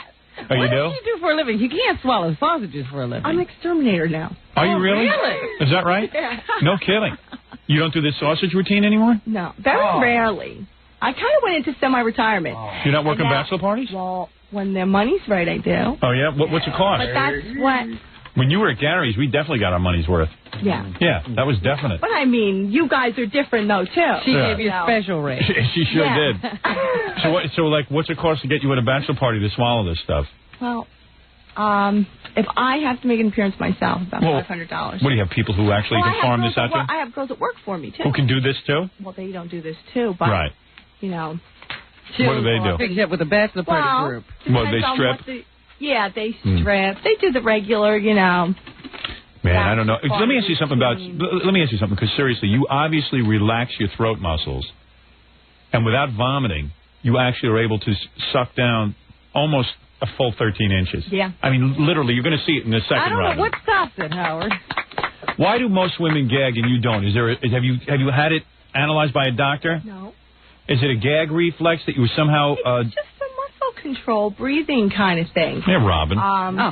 Robin can't take anything. Let me see you do it. I'm not a girl. I don't have to do that. I'm going to come out with like a how-to home video. Like an instructional pamphlet. Teach other people to do this? Because a lot of women ask me, like, how do I do this? You know? But and what do you they relax? really want to know is, like, on the real thing. Yeah, of course. Well, the real thing to you is nothing, right? I mean, it's almost, you probably don't even feel the real thing. The real thing has to do more with men. Well, that's what I'm saying. But, you know, I had a shirt made one time that said, "You can let go of my ears, I know what I'm doing." Right. Because they're getting excited, you know, and they start moving this way, and they're going too fast on the back of the head. No, my wife cannot throw off your rhythm, and then that's what makes you gag. That's the great thing about Polish sausage. It doesn't throw off your rhythm. You do what you want to do to it. Right. But I'm saying that when it comes down to the real thing, and obviously when guys watch you do this, they're thinking about you and what you could do. The thing is that to handle the real thing is no big deal for you. Yeah. I mean, that's it's as natural as breathing, Howard. Right, and you're able to keep this thing down for a long time, right? I mean, you can breathe while you're doing it. And it's not uncomfortable. Yeah. No, when you say to some extent you can breathe, what do you mean? Through the nose? Yeah. But then at some point you like to pull it out. That's amazing. I would never divorce you. I never would. I don't understand why someone would be upset. I wouldn't send no condolence card to you. Is your husband still coming around? Yeah, he should. No. I wouldn't give that up. What kind of shoes you wearing? Oh, good. I see. Oh, you're not wearing panties either, are you? Oh, man, I just got a good shot. Good girl. Super. The exterminator is not wearing panties. Yeah, right. This sausage is literally 13 inches long, I must tell you, and it is quite remarkable. It is quite remarkable. Now, I have read interviews with Linda Lovelace, who did Deep Throat, and she said that there is a gag reflex. There is something that happens in the human throat that actually stops or prevents things from going down like this sausage. And yet, if you learn to relax your throat muscles, the gag reflex, if you eliminate all fear, in other words. Yeah, but it's not anything I learned. But there must have been This a was first. natural with It's you. a God-giving gift. But this must have been always do. there must have been a first time that you did this. Am I correct? I mean, when was the first time you took something this big? How did you discover that you could do this? I was in a bar. Are you horny? Because you're rubbing your legs a lot. Let me see that. What are you wearing, pantyhose? Yeah. Can't you take the sausage in your mouth without the pantyhose on? What? No. Pantyhose is a turn off. What does that have to do with Pantyhose is such a turn off. I don't know. Think about them. What do you mean? What does that have to do with anything? Yeah. I think you'd look better without the pantyhose. You think so? Yeah, I know so. I know so. What is it, Gary? Well, I don't want to interrupt that discussion, but I want to know if you wanted a measurement. Okay, let me have the tape measure. Oh, okay. Yeah. Well, let me have the. Yeah, and then we can see how long it is and how. Right, how here's the thick Polish it is. sausage. Yes. I just throw up from the smell of this. Wow. This thing is exactly 11 inches long. All right, and how big around is it? Around Robin? Yes. Round Robin. It is, wow, 4.5 inches. Are you kidding? 4.5 inches. 4.5 inches around. Wow. Oh, my goodness. Fantastic girl. Look that far around. You are fantastic. Let me tell you something. Angel. You're a pretty girl, right? You're a pretty girl. There's no doubt about it. You're a 6. As soon as you take that sausage down, you're a 10. Am I correct, guys? He goes off the scale. Yeah. He goes into the red. She's pinning. Is that the biggest thing you've ever tried? Is this sausage? Yeah. Have you ever tried anything bigger than that, like a baseball bat or zucchini or something? Zucchini? Yeah. But it just doesn't work. It just doesn't work. Sometimes they break. Because it's got a little bit of flexibility. And you got to be careful that it breaks because you could choke to death. Yeah. Yeah, absolutely. Yeah. Well, the first time I ever swallowed the hot dog, like all the way down. Yes. You couldn't get it out? I prayed to God that it was going to come back up. Right. Oh, my but there goodness. must be some kind of a muscle. You let go of it? No, she always does. Do it on Yeah, but I didn't do it on purpose. She now can actually control the hot dog. She's an amazing girl. This is an amazing girl. She really is something else. Kielbasa Queen. You think more of her than you do of a woman with a PhD from or a PhD from Harvard. I do. She's terrific. She's I terrific. remember the first time I came on here, I said, I can't believe Howard didn't make fun of me. Make fun of you? There's nothing to make fun of. He's in awe. I make fun of other people, not you. And your chest looks good, too. What's going on up top? What are you, B cup now? Yeah, don't they look nice, Jackie? I was gonna buy some new ones soon. What, breasts? Yeah. You're going to get the implants? Yeah. Oh, super. Yeah. Come back when you do that. All right. Yeah. You do everything right. You know, with what you do with your mouth, I don't even think it matters what size your chest is. I don't even think you need the implants. You have 3 eyes. I can't believe that she thinks $500 is like, an exclusive price. What do you mean? For her services. Oh, you think I should charge more? Absolutely. Well, don't forget. You sound like my boyfriend now. You are a specialist. Well, yeah, but you know what it is? She doesn't get naked and stuff. I don't care. Yeah. But it is pretty amazing. Okay. How many people can do this? That's true. Want to be my manager, Robin? All right. So the Kielbasa Queen coming out of retirement. She's now an exterminator, but now she's coming out of retirement. Let me see your butt. Let me see. Stand up. Let me see. Yeah, you're a nice little package. What do you guys think? I forgot how little she was. Yeah. Cute. Yeah, everybody thought I was like taller when I was on the TV show. Everybody, when they saw me in person, they said, "Boy, you look so much taller when you were on." So you used to be on our TV show, so your life kind of fell apart for a while after being on our TV show. You know what, Howard? I don't envy you or anyone else that is really, really famous because I couldn't go to the grocery store without women coming up to me asking for my autograph for their husbands or their sons. Right. I had one lady follow me. You know what? Sometimes I did, but sometimes I didn't. Like, I was at a Grateful Dead show, and you guys know. It's not like she's famous for singing or something. She's famous for swallowing hot dogs. Hey! Yeah. These guys were following me at a Grateful Dead show. They were on the ground. And this thing. And bowing to you? We're not worthy, Yeah. And I was really embarrassed. I'm only a deadhead, just like you guys. I swear to God, please get up. They combed Giant Stadium looking for me. I heard the one guy go, "There she is!" Kielbasa Queen. They bothered me during Boxer Rain. I was like totally bummed. Right. They go, well, I go, just don't talk to me during this song. They said, "Can we dance with you?" I said, "Dance with me, but don't talk to me, please." And would guys offer you money for? Obviously, they would love to experience you, and they would offer you a lot of money. Mm-hmm. Oh yes. But you don't do that. No. She'll do it for me. Right. You know what? A lot of people ask me, Howard. Right. But she doesn't have to swallow very much. Is Howard really loyal to his wife? He goes with the girls, right? And I had sometimes. to tell him. No, not that I know. I didn't go with you. I have too much respect for you. Yeah, I go with the other girls. You wouldn't experience that. And that wouldn't be one of the things you would do if you got free. You know what's amazing? Yesterday, I'll show you how much restraint I have. I get a call from Amy Lynn. She's working on some movie, one of those, she doesn't call them porn movies, but they're almost porn movies. Yeah. She's down on the set, and they have a set up for love scenes. She says, "Hey, if you want to, come down with your E-camera. I'll do a love scene with you. We got the whole set here and everything." Oh. So I was like, oh. And then, I turned to Gary. I go, "Do I need that? I'm gonna go home. I'll cut my wife's throat like OJ did." I go down there. I'm never coming back. Yeah. So you stayed away? I stayed away like a jerk. Wow. Yeah. I was very excited when I met Ron Jeremy at the party that you had. Really? Oh, yeah. Well, I'm a big porn fan. Are you? Yeah. Why didn't you ever do porno? You're thinking about it? I don't know. If I could know that I could do it and that nobody that I knew would see it. No one you know will see it. Who do you know? I have kids. Oh, you do? Yeah. Oh, wow. Oh, that ruined it. You just became a 6 again. Mom is the Kielbasa Queen. All right, Kielbasa Queen. I got to see you take that sausage down. Now, what are you going to do today? Are you putting any whipped cream on it or anything? I have whipped cream. Yeah, why not? As long as you're going to do it. You like that part? Huh? Yeah, I just like her crossing and uncrossing her legs. She's not wearing panties. I have a bodysuit on. Let me see a bodysuit. Oh, are there panties on there? Pantyhose, and there's bodysuit under it.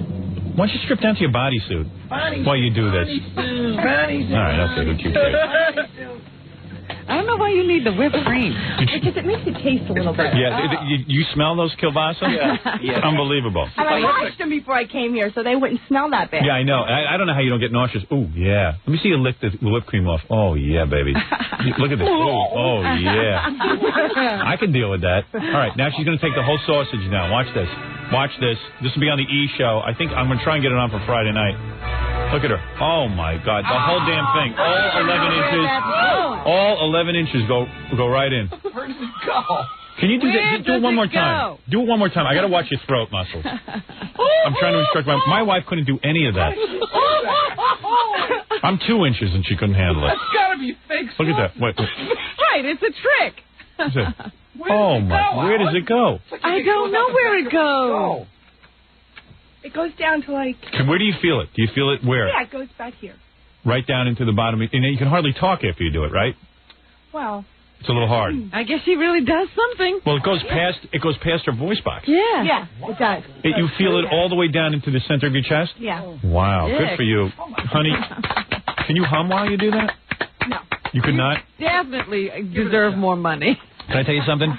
If you could hum when you do that, I'd marry you. Yeah? I'll divorce my wife and marry you. Take you away from all this. I think I could hum. I don't know if I could talk, but... If you hum, forget about it. Do it, and let's watch him. Okay. All right, here we go. Anything. I don't care what you hum. Mary had a little run for office. All right. Look at her. Look at the way she accepts this. Look at this. Oh, my Lord. No humming? No. No. No, not a sound, not a peep. Oh, dear. Oh, well. You're still so talented. Oh, thank you. Does that turn you guys on? Yeah, she's good, OJ. Is it what? She's good. Yeah, she is. Does that turn you on or what? It I gets just watched me. you do that for a week. Yeah. Wouldn't you feel a little intimidated knowing you don't have enough to satisfy? Yeah, you know what? You want to know something? I would. Yeah. Because she would be like, well, when are you gonna put something here? See, that's the one thing that I'd be uptight about. A lot of men do. But, you know, when Jackie said I could watch it for a week, it always amazed me. Look how much cuter. Men could come to see me and every just do single that. day after day, and, like, watch it set after set. Even you don't believe what the attraction is.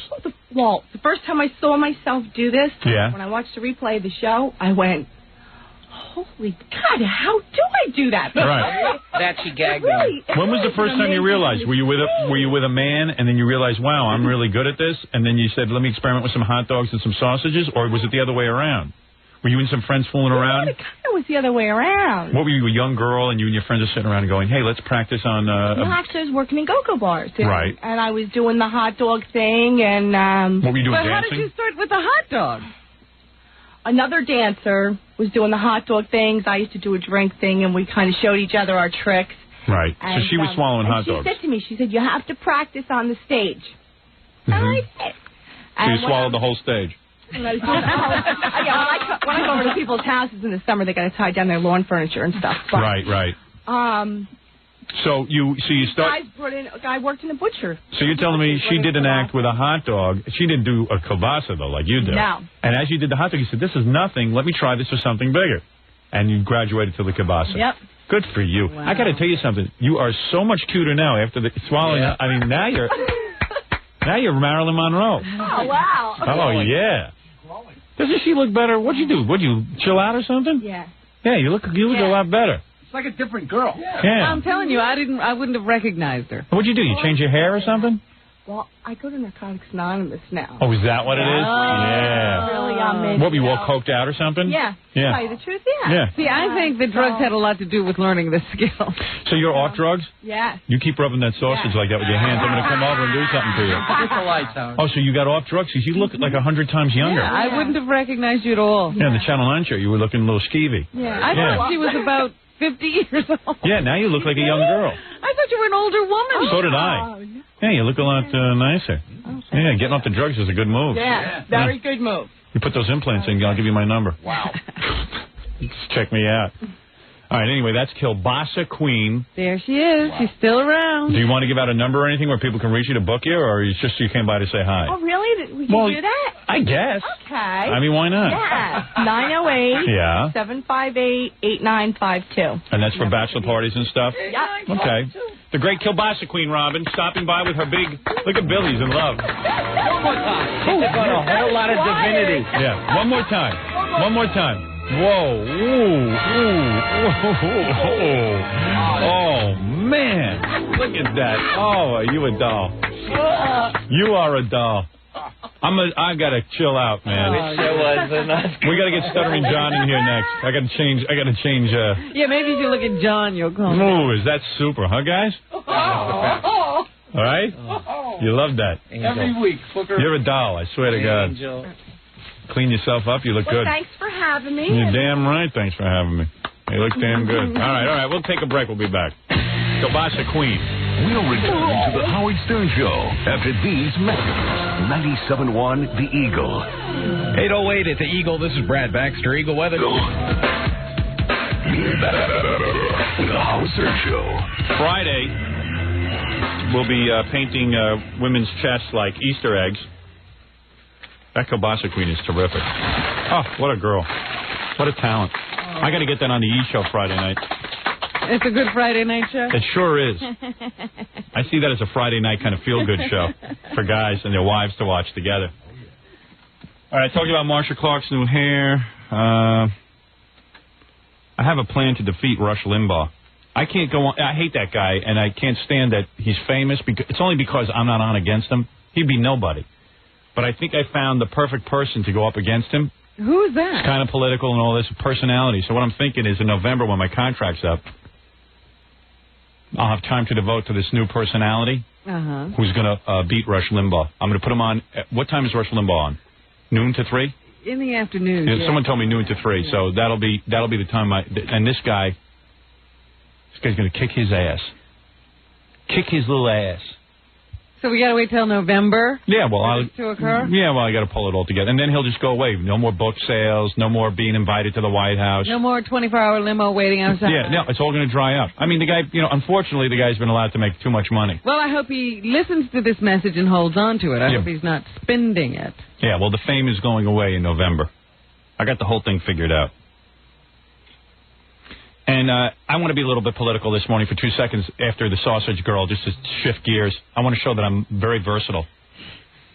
Bob Dole made a speech yesterday about violence, about how TV's too violent, movies are too violent, there should be school prayer.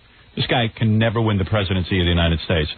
He just doesn't understand that even among the Republicans, the majority of people in this country, Democrats, Republicans, people, don't want a president who's into that nudnik stuff, that religious right garbage with the abortions and, blaming Hollywood for all the problems of the world. It just doesn't fly anymore.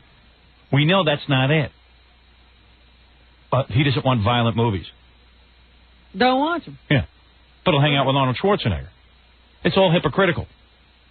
And they won't back gun control. Republicans will not back gun control. The TV is making you shoot that gun. Yeah. So who's a hypocrite? The only Republican right now who I see could win is Arlen Specter or Governor Pete Wilson. Because Arlen Specter says, screw all that nonsense with abortion and TV and violence and all that. I'll do all the Republican whamma-jamma with the economy, all the stuff you like, but I won't screw you up.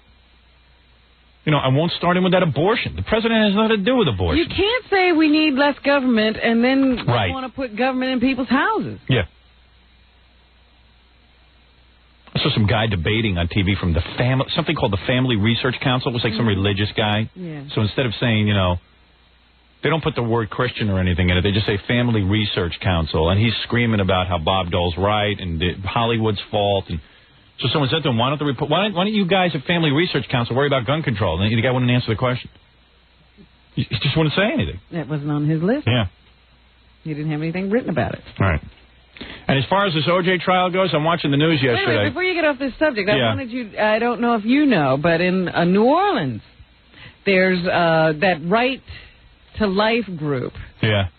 Is now picketing. They've targeted a bunch of abortion clinics down there. Yeah. The law of the land is you can have an abortion, and these imbeciles, these idiots are... So it's almost like it's war now between the abortionists and the anti-abortionists in New Orleans, and these guys are saying the reason that they are so adamant that abortion should not be committed in the city of New Orleans is because, God will look badly Well, that's He will look down and punish New Orleans. Yeah, God won't punish New Orleans. I promise you. I speak to God every night. Okay, He tells me that. He's actually comes to me in the form of a rock, and he sits in my room if anybody wants to meet him. And he sits there and I can talk to him. Okay, and he told me he likes New Orleans, and he likes that. Places. And he likes that you're aborting all these third world type babies. Oh, stop third worlding the babies. And unwanted babies. He likes it. And he's busier than Robin. He doesn't have time to take more of unwanted children. He's glad that you send them back to him in heaven. He likes it. The only person busier than Robin is God. Then I'm watching the news last night. They say that some guy now, the Con Ed was fixing some, I don't know, up in Harlem or something. Con Ed was fixing one of these ghetto neighborhoods. They were down there in the hole fixing the electricity or something, and suddenly somebody shot one of the Con Ed workers. Just came by and shot him. They describe him as an African-American male. I said, you know what? He's lucky. If he gets caught and he goes on trial, and the jury is made up of the same people who are on the O.J. trial, he'll go free. You don't have anything to worry about. We are all in shock in this country because we all know O.J. Simpson's guilty. They can't tell you that on the news that he's guilty. They can't say it. They can't bring themselves. They want to seem objective. But everybody knows he's guilty. There's no one in America that knows. Everyone knows. But the fascinating thing is that he can actually get off. And who gives a rat's ass? Marcia Clark looks great. All right. She's fun to watch. She's super. God, she's got a great body. I wish she'd go to a shorter skirt. What was that, Jojito? You look sweeter than a geisha, baby. Right. Erection. Objection. Right. And that CNN woman, Greta Van Susteren? Yes. Whatever her name is. Sounds like she's from Denmark or something. This woman wears a shirt buttoned up to top of her chin. I swear to God she's Amish. Loosen up, honey. Loosen up. She hardly wears any makeup, and Nothing. she never wears anything. Oh, boy. I was watching. That's feminine. I was watching my sweet angel Robin on Live at 5 yesterday. Please don't even. And I was watching my beautiful partner Robin on Live at 5 yesterday, and I got to tell you something. You look very nice. No, you look nice too. And let me tell you something. My queen. Yes, King. Yes. I got to tell you. Cindy Adams was on a few minutes before you. Yes. I want to throw up. She must have had a recent facelift or something. All I know is she looks incredibly wonderful for a woman of her age. Is she 80? I don't know how old she is. There's no way of pinning down Cindy's age. Somebody should cut her heels and count her rings. Well, that pig Yenta was on, and I tell you something, when she closed her eyes, I could swear she couldn't close them all the way. They wouldn't go down? I swear to God. The lines don't go all the way down? Yeah, and the hair was all pulled back. Out. It's out in a ring. It's like Uranus. It's got a ring around it. It was pretty wild, but I thought you did a great job on there. And well, Cindy caught me in the makeup room. Yeah. And she just gets you talking. Does she? Yeah. Well, that's her. The next thing you know, it suddenly occurs to you in the middle of this conversation that this is going to wind up in this column. Right. That Cindy's not just talking to you; she's interviewing you, but she makes it very subtle. At least she does some work, not like Liz Smith lets other people do it. She's out there looking around for these stories. That's one thing for sure.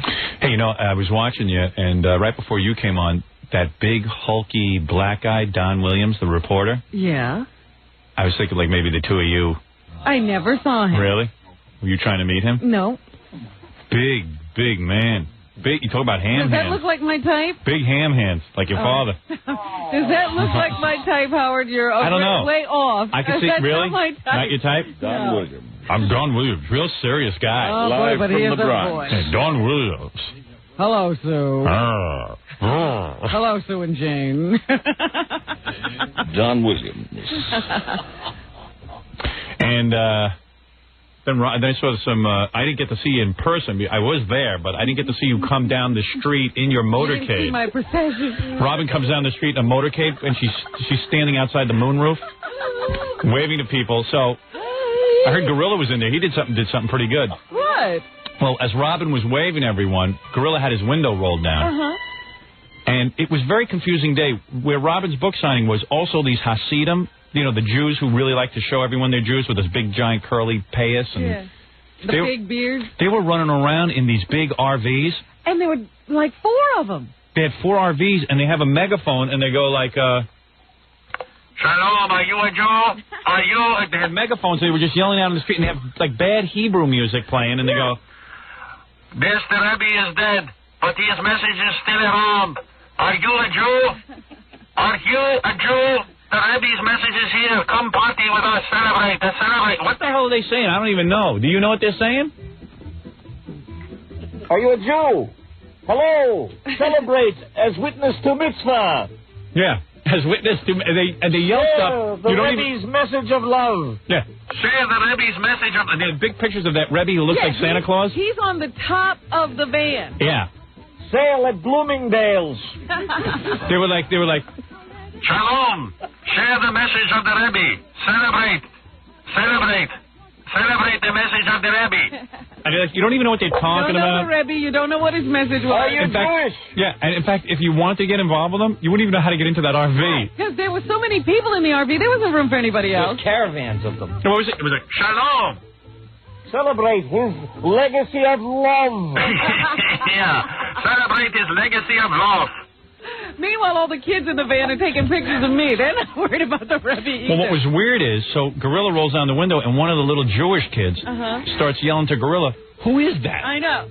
So you know what Gorilla told her? What?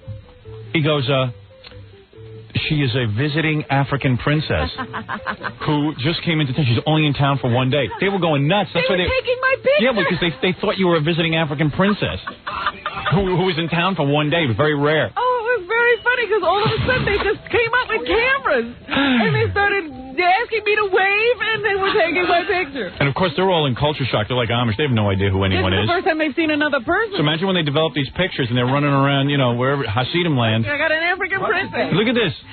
Celebrate the Rebbe. Rebbe. Celebrate the Rebbe. And they're yelling stuff like, you know, the Mashiach is coming. Celebrate Mashiach. I heard Mashiach. Yeah, I don't know what that is. Mashiach is the Messiah. Circumcise and drink wine. Yes, circumcise. Mashiach, Rebbe, Jesus, Medges, and it's like 20 guys yelling at one time. I've never heard music like that in my life. I know. And it's all through a bad little speaker. Hey, look at this. I got pictures of one of the main Schwarzers from Africa. This is the top Schwarzer. I wanted to say, don't rain on my parade. Get out of here. Well, they were ruining it for you. Celebrate. This is the one from Africa. She rules all the Schwarzers. A Schwarzer Queen. A Schwarzer Queen is here. Look on Fifth Avenue. It is a sign from Rebbe. The Mashiach is here. A Schwarzer Queen. Menachem Schneerson. And it's like 20 guys yelling out of megaphones all at once. Yeah. It's like me, Billy, Fred, you know, we'd all be yelling at the same time. Oh, yeah. Stopping people on the street. Are you Jewish? Yeah, no. Look, we got the picture of an African queen. This is a sign from Rebbe Schneerson. Celebrate the moments of your life. This is a woman who rules the elephants and snakes. Look at her. Who does? There's a bird on her head. She could feed all of Africa. Gorgeous. It will rain bread. Yes, Rebbe Schneerson said there would be a sign today. It is a sign an African Schwarzer princess will come and help us. You coming down, because you're dressed in a queen's costume with a Nefertiti outfit. I got a bird on my head with feathers coming out. And the Schwarzers. The black Lubavitcher. It is an angel. But they were screaming at, they rent the, I don't know if they rent them or own them, they have these big giant RVs. Is that what you call them? Yeah, they were huge mobile homes. Yeah. And there's like 9 billion. They're packed in there tighter than gefilte fish. The kids had their faces smashed against the window. Yeah. Stealing Robin's thunder, though. Yeah. It's like they're competing going down. I couldn't even see the other side of the street. They created this wall. I know. And once, right next to me. Yeah, you were competing with them. And once Gorilla told them you were an African princess. It was like, you know. In Africa, she rules 8 tribes. And in a Howard Johnson hotel. I know, my legend grew. Look at her. Look. My legend grew and grew. Yes. Bear witness. Are you Jewish? Menachem Schneerson. Mashiach. Menachem Schneerson. In the paper, they say when the Queen and the Messiah meet, you get a big traffic jam. Yeah. Hell's Angels. Is that what it says? What paper is that? The Post. That Queen, she looks so busy. The Queen is selling a book. Who is that? The Queen of Africa? Sticking out of the moonroof. Look at that. Oh, boy. That's much nicer than an RV. Weismir. Schmierson. Let us not forget our mission. Are you a Jew? Yeah, that's something you want yelled at you when you're walking down the street. Yeah, you start hiding in doorways. Are you a Jew? Yes, Mashiach. Where's the Mashiach? He can't get through. The African princess is here. Come to the mitzvah tank. Yeah, they were calling it a mitzvah tank. Come to the mitzvah tank. Boom, boom, I'm a mitzvah tank.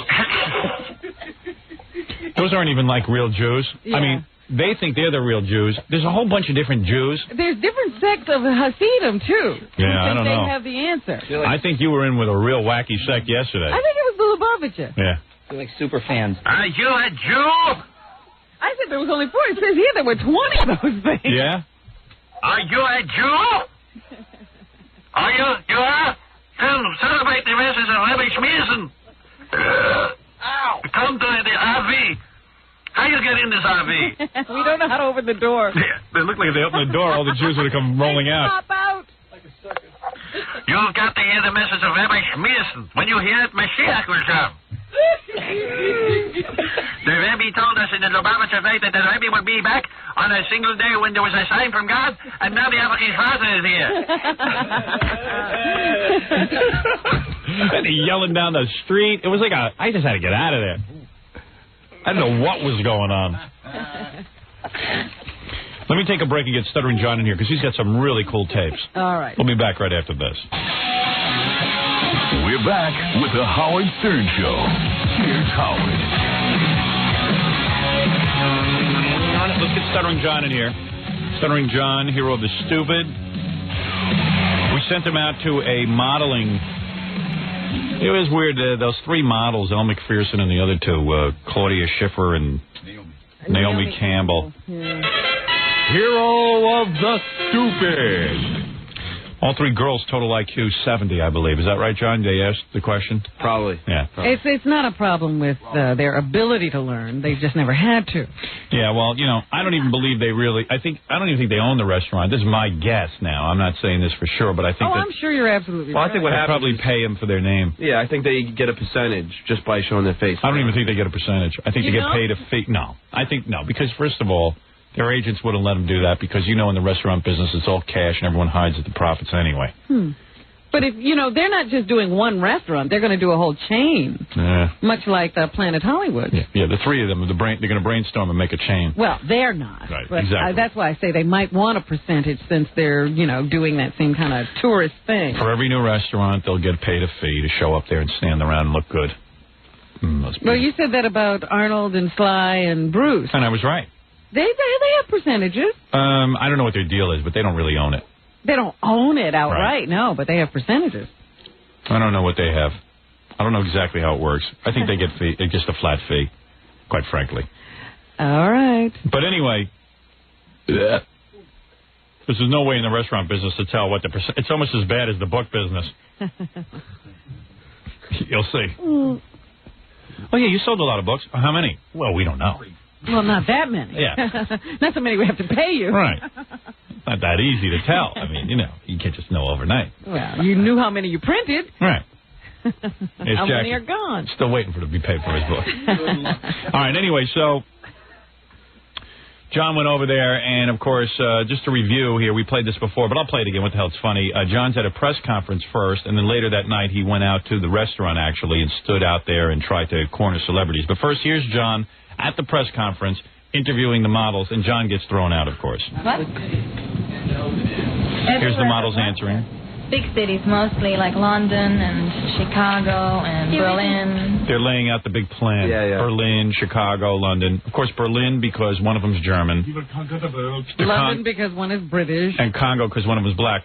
Oh, stop that. Yeah, Pierson is Australian, and Naomi Campbell was born in Great Britain. Yeah, but the other models don't know what Great Britain is. They see a black woman, they go, oh, in the Congo. Sorry, the original proposition that was put to us by Tommaso was obviously starting in New York City, and I think... By Tommaso. The original proposition put together by Tommaso. The original proposition put together by Tommaso in New York City. Yeah, it's like, what language is that? Affected language. The original proposition put together by Tommaso. If those broads weren't good looking, no guy would pay attention to her. And she wouldn't even be talking like that. The original proposition put together by Tommaso. Could you spare a dime, please? Who is Tommaso? Yeah. Fred's talking over there. He's doing a whole show. Well, you're talking about models. He's got to get into I know. this Fred, please. It sounds like a gangbang in here. Your pleasure. I can hardly think anymore. Everyone is talking. I don't know. But they got a proposal going to Tommaso. I think I might have met him, too. Oh, Tommaso? Yeah. Tommaso was there? Yeah, because there was a bunch of famous designers there. His real name was Tomato, I think. The fact that we've been able to obtain Rockefeller. The fact that we've been able. The fact that we've been able to meet with Tommaso. Able. How do you see ABLE and say able?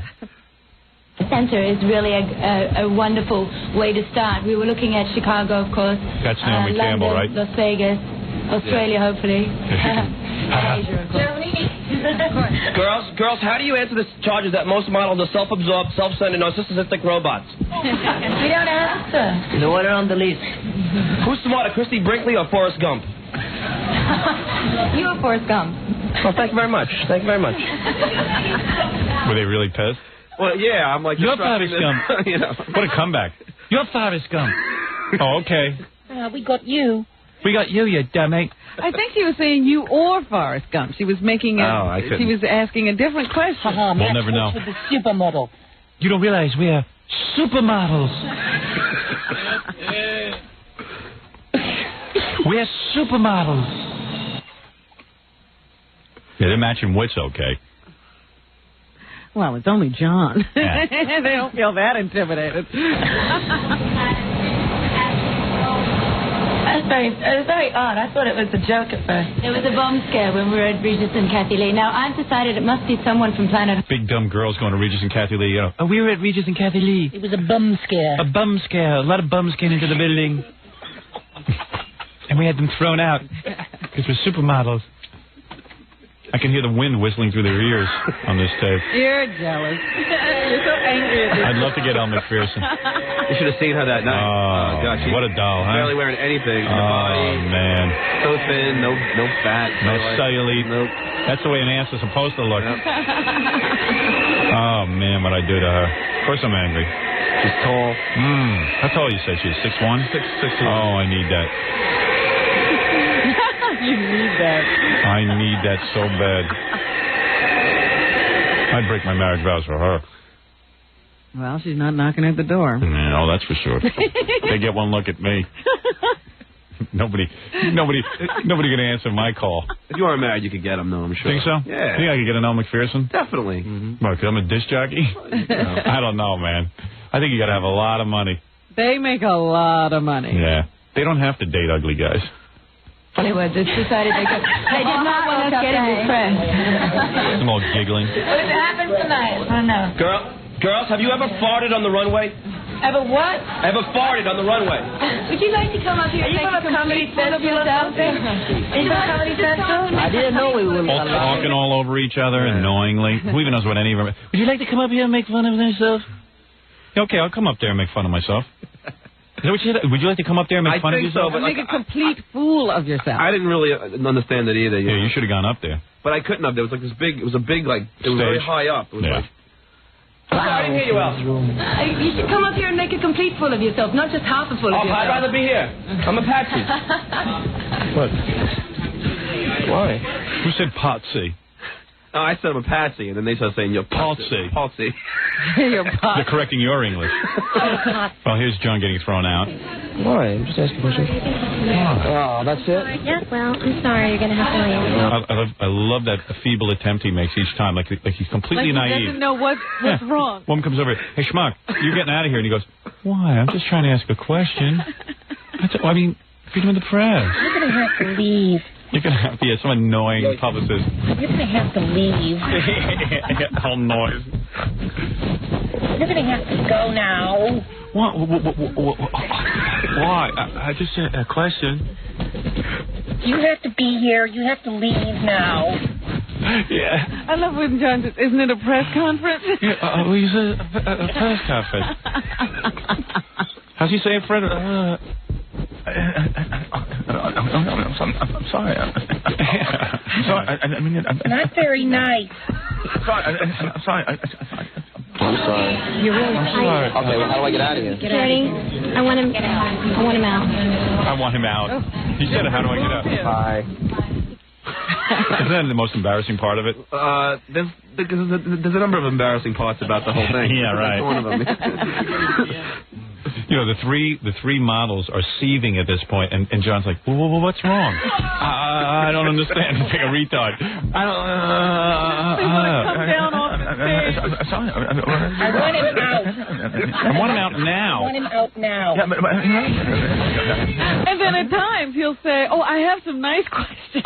Yeah, I like that, too. That's a feeble attempt. I have some nice questions. Oh, those questions are bad? I'm sorry. I get my nice list. Nice questions. All right, let's see. So you stood outside, and the first one you saw was Kevin Nealon, formerly of Saturday Night Live. Oh, he's still there. He's still there. Oh, really? Yeah. No, I didn't know that. But I asked him your favorite question. Which is? Who are you? Oh, right. That's a great one. That's my favorite question that John asks. Who are you? And it drives people crazy. Because every celebrity wants to think that he's well known. I got to tell you a funny story. Hi, can we ask you a question? There's XK Radio. Who are you? That's a good question. I'm looking for myself. Yeah, hi, Kevin. Kevin Nealon, WXRK Radio. Oh, boy, that pissed him off, huh? Yeah. No sense of humor there. No, booming out, Who are you? I don't have time for this. I got to tell you something funny. Yeah. You know David Keith, Robin? You know David Keith? He's an actor. Yeah, the actor who's in Officer and Gentleman. Well, they wouldn't let him in. The publicists were not letting him in. He's an actor. Wow. He goes, you don't understand something. I'm going in that door right now. They're like, no, who are you? I'm going in there now, and you're not going to stop me. I'm in show business. I'm important. Movies. And all the press is filming it. That's when you should have shoved the microphone in his face and go, who are you? Okay, this is Veronica Webb. She is a model who's also dating the guy from Def Jam Records. Russell Simmons. She dates him? I didn't know. No, because he showed up with somebody else. Oh. He showed up with a real... Who is Veronica Webb, Fred? She's a supermodel. I'm not sure. Oh, I'm sorry. I thought that she was the one with him. Is she a supermodel, Fred? Yes, she is. Okay. She was at that party. But isn't she black? Yes. Yeah. Barely. Okay, here we go.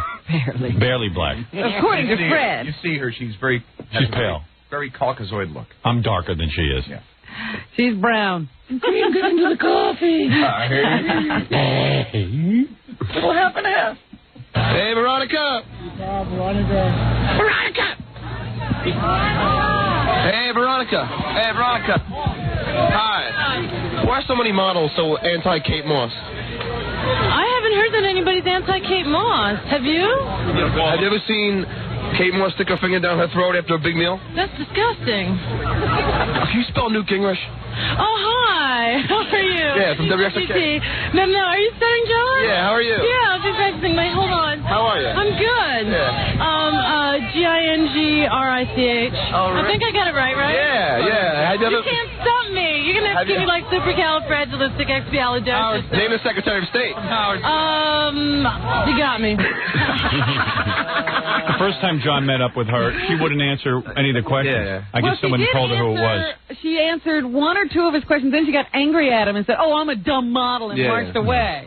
So now someone explained to her who we are? Well, at that point. Yeah. Hey, she's hot. Maybe I could get her. Well, I actually thought I had a chance, and because I get well, forget it. If you're getting her, I don't want her. All right, let me do David Copperfield, then I got to take a commercial break. David Copperfield is there. Yeah, we got Charlie Sheen, and, a whole bunch of Elle McPherson and RuPaul. That's Molly Ringwald. All right, just wait a second. So here's David Copperfield. He's dating Claudia Schiffer. He's the magician. Yeah, what we don't have is that when I first tried to get him, I couldn't spit anything out. He's the magician who's making like $50 million a year. Yeah, that Vegas deal. If you can get in Vegas. I should have studied magic. Why bother going to school? Why not just learn magic tricks? You got Siegfried and Roy out there. I know. David Copperfield just cleaning up. Instead of like I read about Andre Agassi. Mm-hmm. And his father raised him from the time he was 3 to become a tennis superstar. Like he was having him hit balls with ping pong paddles when he was in his high chair. Right. What you should do is train your kid to be a magician. Teach him card tricks. Take him out of school. Yeah, because look what these guys are getting. I think Penn and Teller pull down about $15-20 million a year, And David Copperfield, Siegfried and Roy are in Vegas. I mean, you don't even... They almost own the town. Yeah, they're not even famous like around here. If they came to town here, I don't even think anyone will go see them.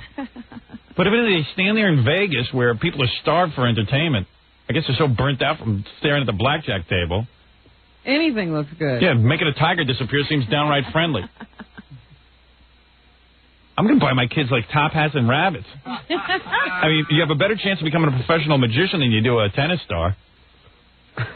At least there's nobody trying to stop you. Yeah. Like, I'm reading, like, David Copperfield, now that he's dating Claudia Schiffer, like, hey, what's she doing with him? So, earns $50 million a year. Yeah, $50 million a year or something. Yeah. Hey! But, I mean, you know, think about it. What are the odds of becoming a professional magician? Probably 100%. If you really started studying it. How hard could it be? They build you the tricks. It's not like he does anything. Yeah, I mean, maybe you got to learn a little sleight of hand, but... so you had to egg out your own little niche. So yeah. Different tricks. Yeah, my kids at 3. Because David Copperfield hardly talks. It's not like a lot of personality there. Yeah. And, you know, I'd have my kids at 3, like, struggling to get out of straitjackets. Buying rubber swords. Yeah, rubber swords. In the boxes. You'd be tying them up out. Tying them up in their high chair. All right, here's David Copperfield. You were real nervous for him, huh? Well, see, what happened was that I don't know if we have it. Is that the first time I tried to get him, I just couldn't spit anything out, so he walked away from me. So so then I just yelled this out, you know. I think the humor is that John couldn't get the word out. Oh, okay. Yeah, but I don't... Probably it's going to be more visual for the E! show. Yes. Here it is. David, can we ask you a question with the rest? Okay, radio, David? David, can I ask a question? How do you feel about being here tonight? Very good. Very good. Yeah, I'm sorry, David. David! David, over here, please. David, over here. You know what it is? John finally gets the guy, and then he gets so nervous he chokes. I couldn't say one word. I got my question now, David. Come on, please. Come on, David. Come on, David. Oh, come on. David, come on. Can you make my starter disappear, David? He just walked away. We disappeared. Hey, Charlie. And Charlie Sheen next. I got to take a quick break. We'll be back right after this. You're listening to the Howard Stern Show. Once again, Howard Stern. Yeah, it's as hot in here as the Sahara Desert. Every day it's a different temperature. Tomorrow it'll be freezing. That's why I get sick. I saw a report on the news. You know, one of those, hey, your building is killing you. I swear to God, they showed the ceiling tiles in one of these New York buildings, and it looked exactly like our ceiling tiles. They could have shot that piece right here. They said there's a special... They were talking about that. There's some school in New Jersey where the kids are all getting sick. Did you guys see that? You didn't see it? That's right. I forgot you guys don't watch TV. There's a school in New Jersey where, you know, it's one of those things like the building is making all the kids sick and the teachers sick. And I'm telling you, they shot the roof, you know, the ceiling, and it looked identical to this one. It's got all these little yellow stains all over it, and then on the grades, on the, what do you call grates, they've got, like, those big brown stains. And they're all getting infected from bacteria and stuff. That's scary. I'm telling you, that's how I got sick. Sure it wasn't Ganji coughing all over you? No, I don't think so. That's probably how Ganji got sick. We're in here every day. There's no ventilation. It's a closed area. It's a tiny little area. We should be doing this show in a... We really should have some environmentalists come in here and check the air. Does anybody do that? Like, who's the guy who, you know, blew the lid on that New Jersey story? Could he come in here and check the ceiling here and tell me? Or who checks the air in planes? You know, those kind of people. Yeah, we need one of those. We need like a competent Dennis Fung. Who can scrape this ceiling and...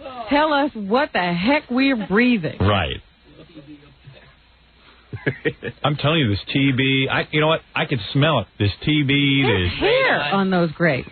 There's hair, right? Yeah. You could save those grates. That's how much stuff is hanging off of them. It's actually forming human qualities. You could talk to those grates. I mean, it has hair growing on its arms. And the only ventilation we get is the stuff that blows through the crud. That's it. It is filthy. Oh, Jackie likes this. They take Jackie air. loves this. This is his favorite. Air and make it dirty. You're right, Jack. You know, you would think these people we work for make tons of money.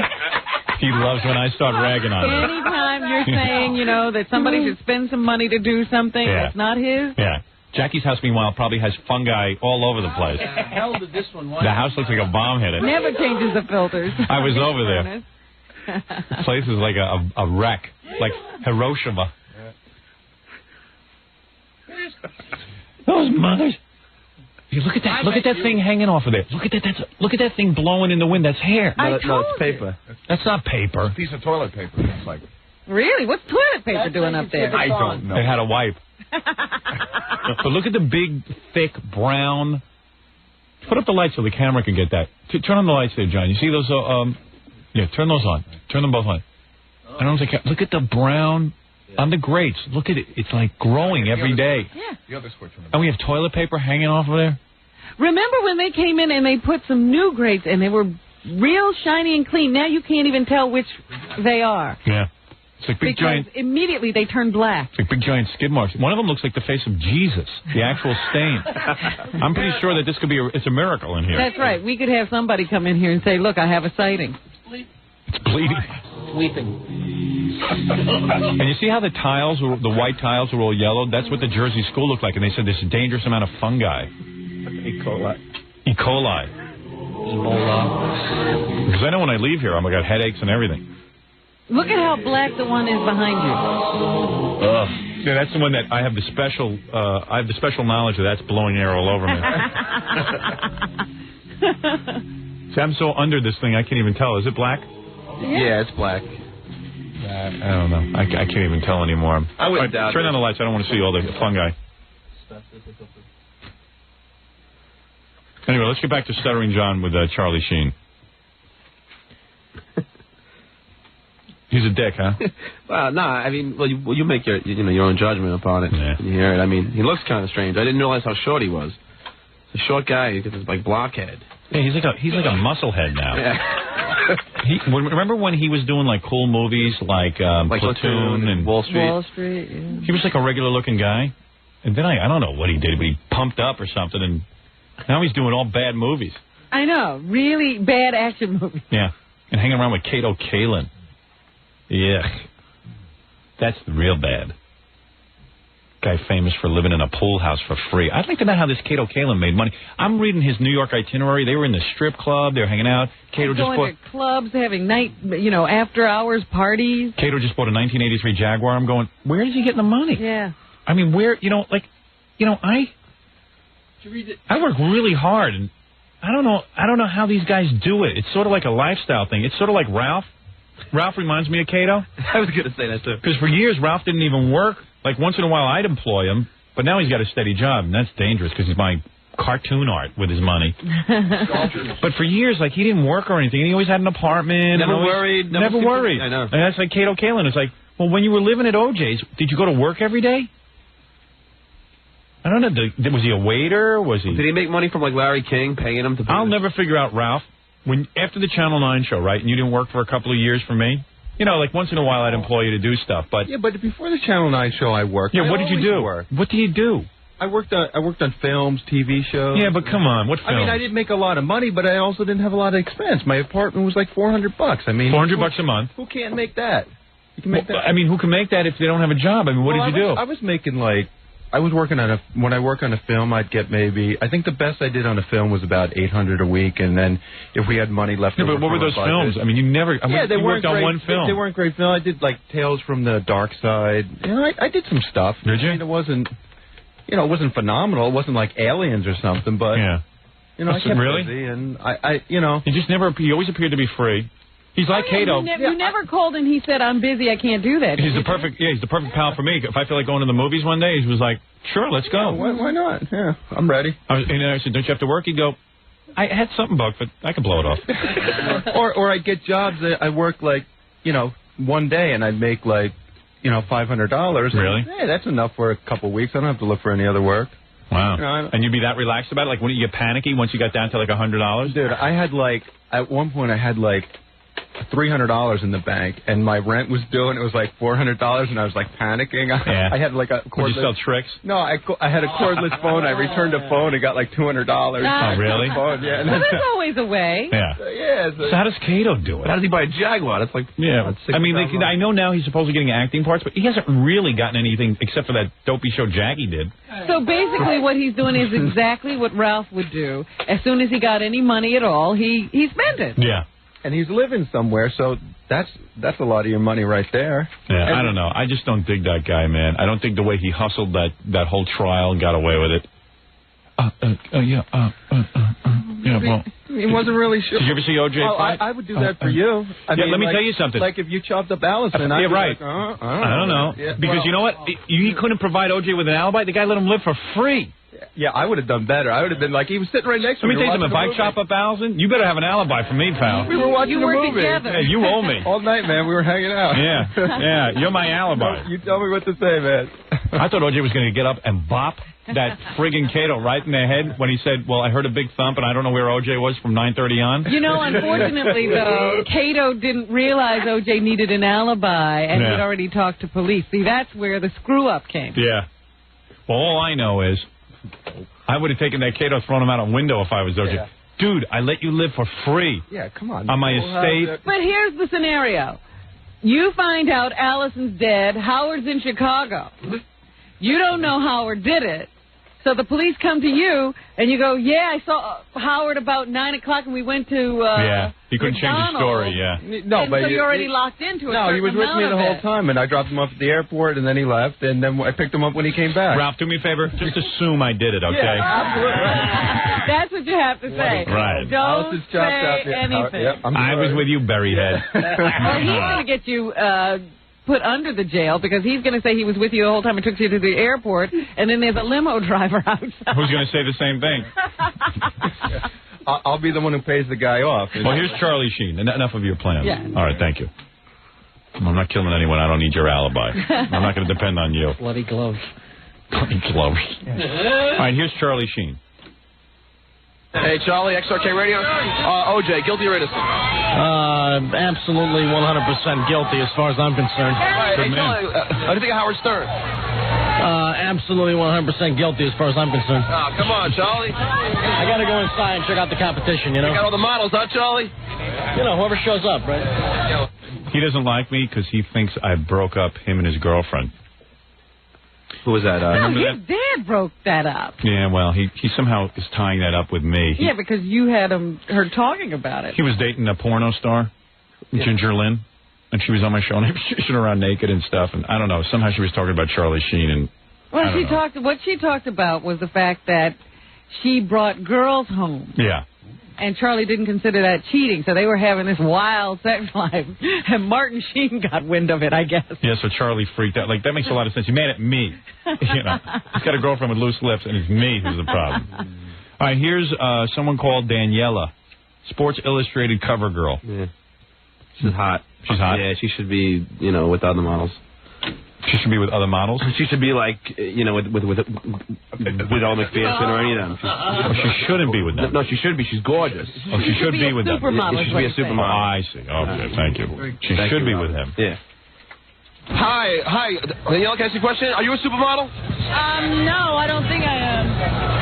Sure. Danielle, do you have special powers? No, like a superwoman kind of a thing? Yeah. Next question up close here. Do you ever allow yourself to be photographed during your menstrual cycle? Never mind. What's the matter? Who's the never mind guy? What was the matter with that? What's the matter, guys? You editing me? That's the job I want. Never mind. Security. Oh, really? This is the security guy? Why is the security guy around you? No, they bring them in. They just there's like 20 of them, and he didn't like that question. No, so he decided to pull it. Why is that such a big deal? Why is a security guy determining what's a good question for her? Well, he's supposed to get her into the building safely. Here's Patti LaBelle, the famous singer, who has a vocal range from like real low to what dogs can hear. Patti, over here. Hey, Patti, XRK Radio, can I ask you a question, Patti? Hi, John. How do you know me? Are they warning you? Are they warning you over there? What are you yelling at her? Because I wonder if they're warning her when she gets out of the car. Was she wearing that giant hair that she has? Is that a hat or is that hair? I don't know. Was she wearing one of those like ice sculptures on her head? No, she was normal hairdo. Yeah, she stopped doing that. Yeah, she's a real good singer. But I think she's into that Psychic Friends network with Dionne Warwick, isn't she? I don't know. She's into you, Oh, is she? Yeah, I was surprised. Maybe she's not. I don't think I've seen her on the Psychic Friends. Oh, good. I'm on with Robin. Hey, you might see me on this first. Can't talk to me, Elise. Model's too skinny. No, I'm just going to go and feed him now. Patty, OJ. Innocent or guilty, OJ? I have no clue. Be honest. Honest to God. I don't. How do I know? Why do you think blacks hate the Jews so much? Now, why did you say that, darling? You just think that way. No, nobody hates anyone. You don't hate Jews at all? Oh, come I don't hate anybody. I'm sorry, Patty. Do you like Howard Stern, Patty? Sorry. I think Howard's pretty cool. He's all right with me. Hey. Oh, I like you then. Thanks, Patty. God, give me a break. He hasn't done anything to me. Thank you, Patty. Take care. Big fan, Patty. Oh, that's cool. You look great. Take care. So the security guy was busting your balls, Yeah, and she said, "Hey," she said, "Hey, he didn't do anything to me." Yes, and she was getting along. I could have had it for a while, but they insisted upon ripping her away from me. Dude, where's your shirt? He just stripped down. He just took off his jacket. You want me to have it? Dude, you're fat, and you got but it's so hot in here. You got a Guinea T-shirt on. Yeah. And you're fat, and look at your belly sticking out. What belly? Take off your shirt. Oh no. Oh, man. What happened to you? You used to be good looking. I don't know, man. Dude, you work out at all? Yeah, I had been. Then I got sick, and You must be real sick. I wouldn't be wearing a shirt like that if I was. Well, it goes along with the ensemble, but it's just too. It's hot in here. The ensemble? I'm surprised you're not hot with that thing on. I am hot, but I know enough not to take my shirt off. I'm wearing a little shirt too. He's got the build of a failed artist. The guy whose record didn't sell. That record sold, he would have been buff. All right, let's see. Here's Elle McPherson, famous model. I'm going through all of them. Elle McPherson. Elle, are you a supermodel? Am I a supermodel? No. Do you have any special powers? Elle, OJ, innocent or guilty? Whoa, that's beautiful. Tell us about the restaurant. For Charlie Sheen, one thing about him, he's the only guy who can answer that question. Yeah. I've read an interview with him. He was real honest. The guy, I'll tell you one thing, the guy's no phony. He certainly he speaks his mind. I'll give him that. Remember that article I had? It was his premiere, wasn't it? Yeah, it was pretty good. So good it destroyed his career, I think. Right, nobody's talking to Right. We got to understand the scenario. There's like 20 reporters lined up, Howard, and it's like so hard to get anybody to come. No, I understand. Okay, here's Naomi. Good job. Yeah, you're doing great. Here's Naomi Campbell. Naomi? No, it's value for money. Naomi, when did you enter puberty?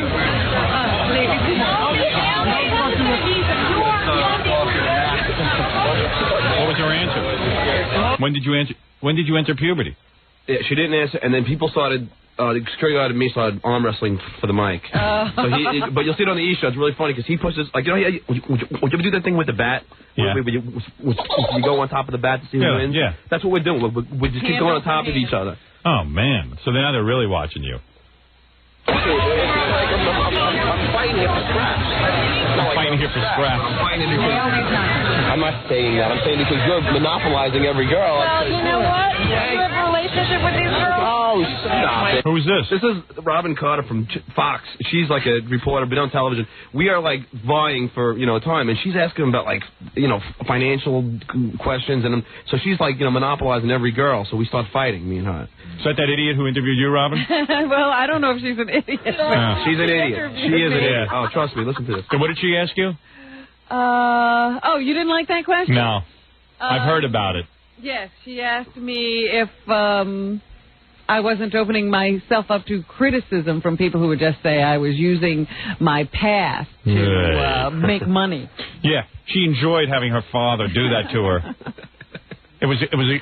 She's revealing it just to make money. But that's all she was asking these models, all about money. She's so concerned. I wish her father would do something to her, and then she could write a book about it, and I'll ask her that question. She didn't have to ever talk about it. Right. Relationship. Give me a break. Get the hell out of here. You're lucky you're standing next to me. Oh, I'm lucky. I'll smack you. Smack me. Yeah, I'm not going to smack you. Stop being an idiot. Come on, we're all fighting for like a piece of meat. Oh, she's better than you. How'd you end up tangling with her? Because she's right next to me, and we started fighting. Because she started saying, "Don't push me," and we started getting into it. Yeah, it's a little tense out there. I've done that a few times. Yeah, everybody gets very territorial. I knocked a guy in the head when I was getting the Dan Rather ones. I stood out on one of those things, and I was like, "Hey, Dan, rock and roll." What did I ask him again? I forget. Something like, you like, I didn't know you were into good music. Oh, and he said rock and roll forever or something. Yeah, and then I knocked this guy in the head, and he was ready to beat me up. I swear, it's unbelievable. Like, Here's RuPaul. Oh, yeah. No. Ru, come on over here, Ru. How are you, Ru? I always see you at these big events like this, huh? And this is a wonderful one. It's finally something for the girls, you know? They've got Planet Hollywood for the big macho actors, you know? And this is one for the sisters because the sisters are doing it for who? Themselves, okay? Hey, Ru. Well, that's next. I'm going to do my own. Do you go to the bathroom standing up or sitting down? Thank you. Thank you so much. Oh, man, where's his sense of humor?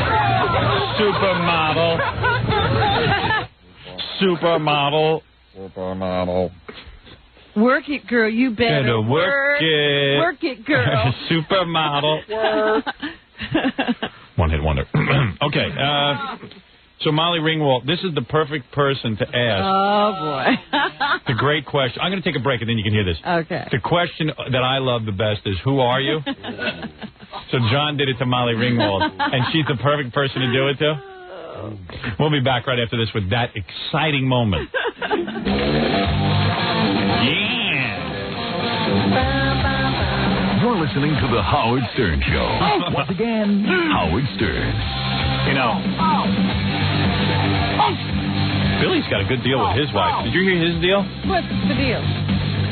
You know, Billy gets up at 4 o'clock in the morning to come here, right? His wife, V, she's good looking, you know, nice body, wild. I saw her for just a second yesterday. Oh, was she up here? Yeah, she was at the signing. Oh, really? Yeah. Billy takes her everywhere. I know. Well, she's like real, you know, she's a firecracker. So he tells me when the alarm goes off in the morning, she goes downstairs, she fresh squeezes orange juice for him and makes his breakfast. And they're not newlyweds. And drives me practically. To the train. And then drives him to the train. So she gets up and is on Billy's same schedule. Yeah. He doesn't have kids, Howard. I don't care what he has. I didn't have kids for 5 years. I didn't have anybody doing that. You sound like a donkey. Yeah, that's true. Allison always had a job, Howard. He hypnotized her with it. Oh, please. Does V have a job? Yeah, she takes care of our business. Oh, that's right. Okay. I don't want to get into that. All right, yeah. V's job is taking care of you. So, in other words, she doesn't bring in... In other words, you take some of your money and pay her. She doesn't get money from someone else and contribute. I mean, and add to the pool. She just redistributes. You're just reworking the same pool. The whole thing. No. I know she works. But the money comes from one store. That's part of the job, getting up with me. Right. He won't say it. Yeah, okay. Forget it. I don't want to get into it. I'm in the middle of this very nice... I'm not very entertaining at this. You know what? Do it in a funny voice and you'll be entertaining. I'm dull. You're dull in your regular voice. You're right. You don't even make sense in your regular voice. I make no sense. Put on that stupid, what's her name?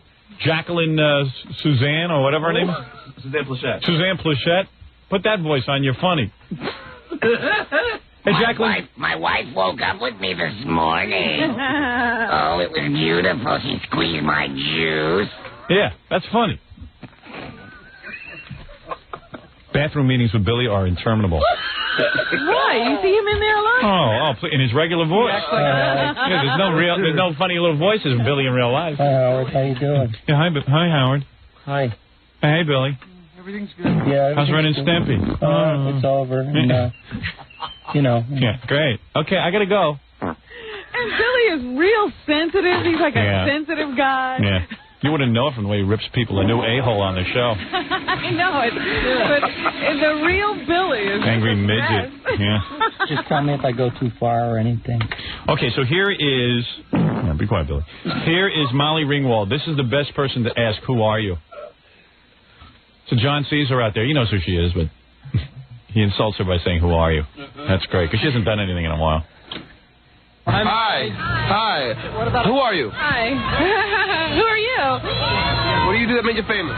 What's that? What do you do that made you famous? I did a few movies.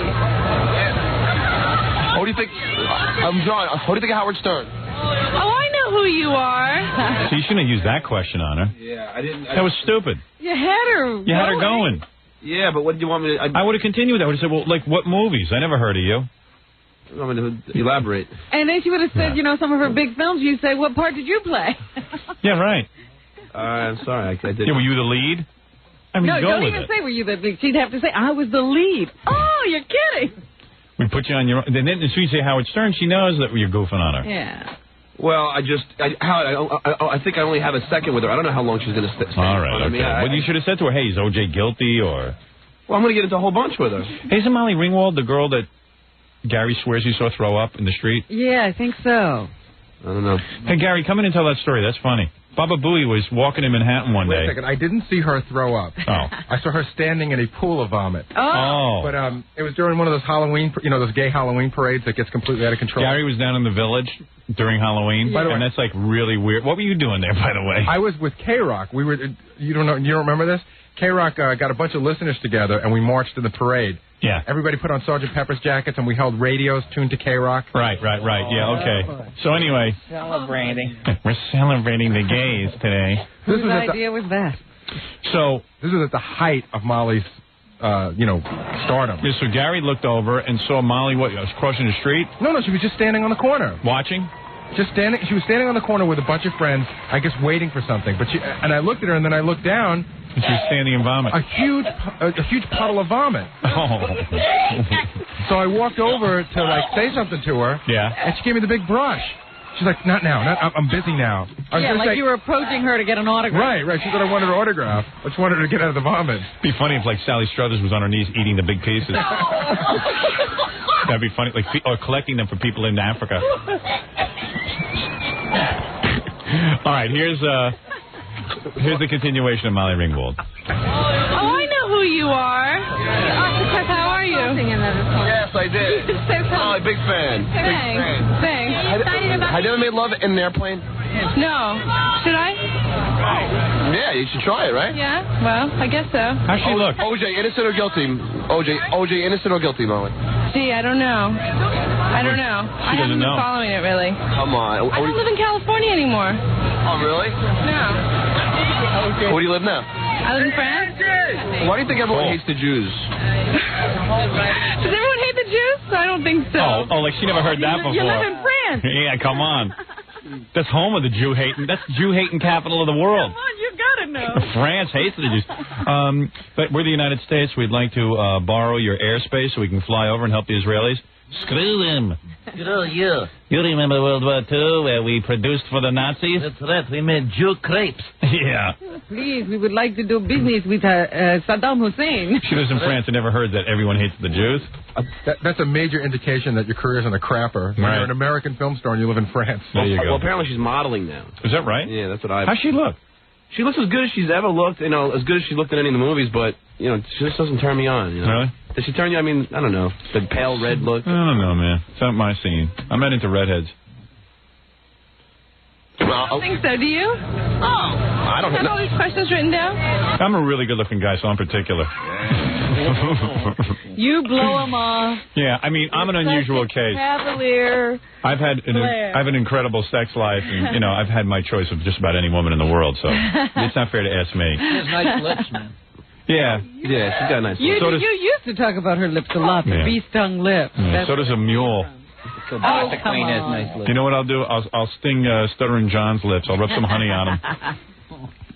Yeah, pretty much. Let me ask you a question. My dad loves your show. Oh, cool. Or I guess Howard wouldn't be very happy if I said that. Well, that's cool. I'll consider being in Howard's movie. She sounds pretty nice, though. She seems pretty nice. I once got some mail on the one of those bulletin boards from her dad. Oh, yeah? Yeah. On a computer? Yeah. What do you want? He just wanted to say he was a fan of the show. That's nice. Mr. Ringwald. Fox? Did I ever what? Would you ever consider, being in Howard Stern's new movie, Private Parts? I'd consider it. I better go in. Okay. Nice to talk to you. Thanks, Molly. Bye. Seemed pretty nice. Good Lord, listen to them screaming. For Molly. There's more people at this event than at the Academy Awards. All right, here's Kate Pierce from the B-52s, the lead singer.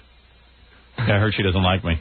Yeah, she had reservations. Yeah, well, big deal. That band is weird. Especially that guy. He gives me the heebie-jeebies. Love Shack Baby. Love Shack Baby. Got me a car. It seats about 40, so come on and bring your jukebox money. Oh. Surprise! Say what? That whole band scares me. Oh, man. That's like the Halloween parade. Do the Aquavelva. Yeah. Okay, pal. You do the I don't know Aquavelva. what he's talking about. Yeah. You don't want to know. You can imagine what the Aquavelva is. It's probably some sick, demented thing. And the Love Shack. And the Love Shack will do the Aquavelva. Oh, baby. Oh, baby. I think the B in the B-52 stands for bend over. 52 Hello. times. Love Shack, baby. It wasn't a rock. It was a rock lobster. Yeah. We were at the beach. Everybody danced. Yeah, I mean, how many songs can you write about dancing somewhere, either in a Love Shack or at a beach or a rock lobster? That's a group made for singles. Yeah. They should never do an album. Love Shack, baby. There goes the dogfish. Yeah. What planet is he from? And what's he singing about? I want to relate to something, damn it. Yes, over here. Come over here, please. Please. Over here. Next door, okay, television radio. I think that's why Molly Ringwald moved to France. She saw him. Okay. Fred, what's his name? Fred Schneider. Where are you going? I'm out of here. Rock lobster, baby. Rock lobster, baby. All right, so who are you now? Oh, well, Oh, that's everyone knows who Kate Pierson is. The meaning to her. Ooh. I heard she was weird. Yeah, well, check it out. Does she look weird? Yeah. Is she the one with the big beehive on her head? No. Brunette, right? She's the cuter one of Really? those two. What's she look like? Well, she ugly? Well, in person, she's you she look old? She's aged. Yeah. But she doesn't look. I mean, yeah, I don't know. Good. Right. I'm glad. Hope she shrivels like a prune. I'm Kate from the B-52s. Oh, the B-52s. OJ, innocent or guilty? Stuttering John. I haven't watched the trial. What do you think of the Howard Stern show? You don't like Howard? Why? Nah. How come? Because I'm not into Love Shack, baby. Love Shack, You know, this is a perfect example. She can't comment on OJ. But me, she Boy, can. She's zeroing on you. A guy who commits double murder, she won't comment on. This is Hollywood. This is why I could vomit whenever I have to go to L.A. I mean, seriously. It's a town OJ filled off with... limits.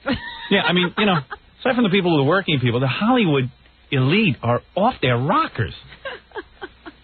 OJ, I can't comment. Very nice guy. He's one of us. And it seems to be the new thing to say you're not watching the trial. Yeah. Occupying high moral ground. Yeah, I'm sure. All of America's watching the trial, but Molly Ringwald and Kate Pierson don't have time. Right. They're so I'm friggin' not busy. watching the trial. Yeah. They're so busy. Why would you curse? Would she curse? I think she cursed. Yeah, I think. Would she call me an a-hole? Maybe. Hey, hole, baby. That's the tanning butter. Yeah. Rock.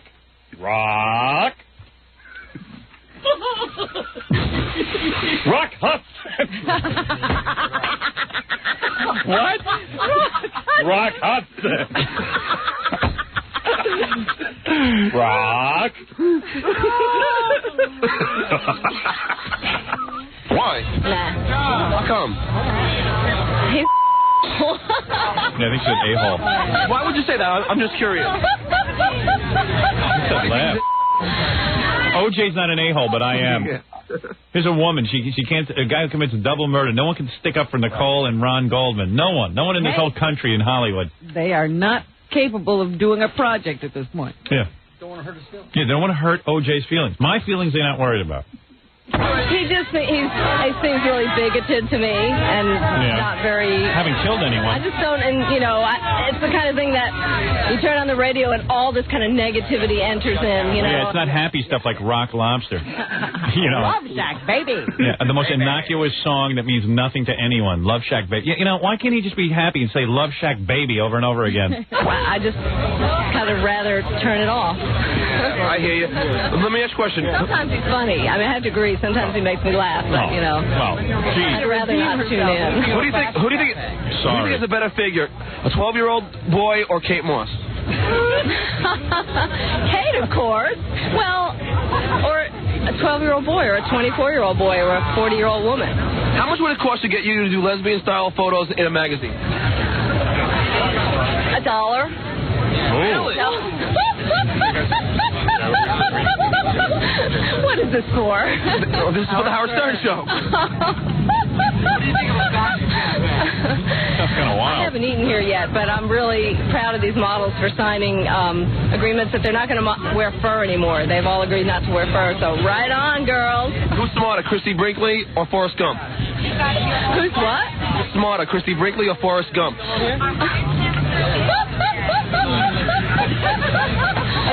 Howard Stern, he's funny, right? He's the only one out here. Take care. Big fan. Big fan. That's good. He's a big fan of everyone. Yeah. Well, he's got to say that. He's out there trying. Do I have time for John? Look what time it is already.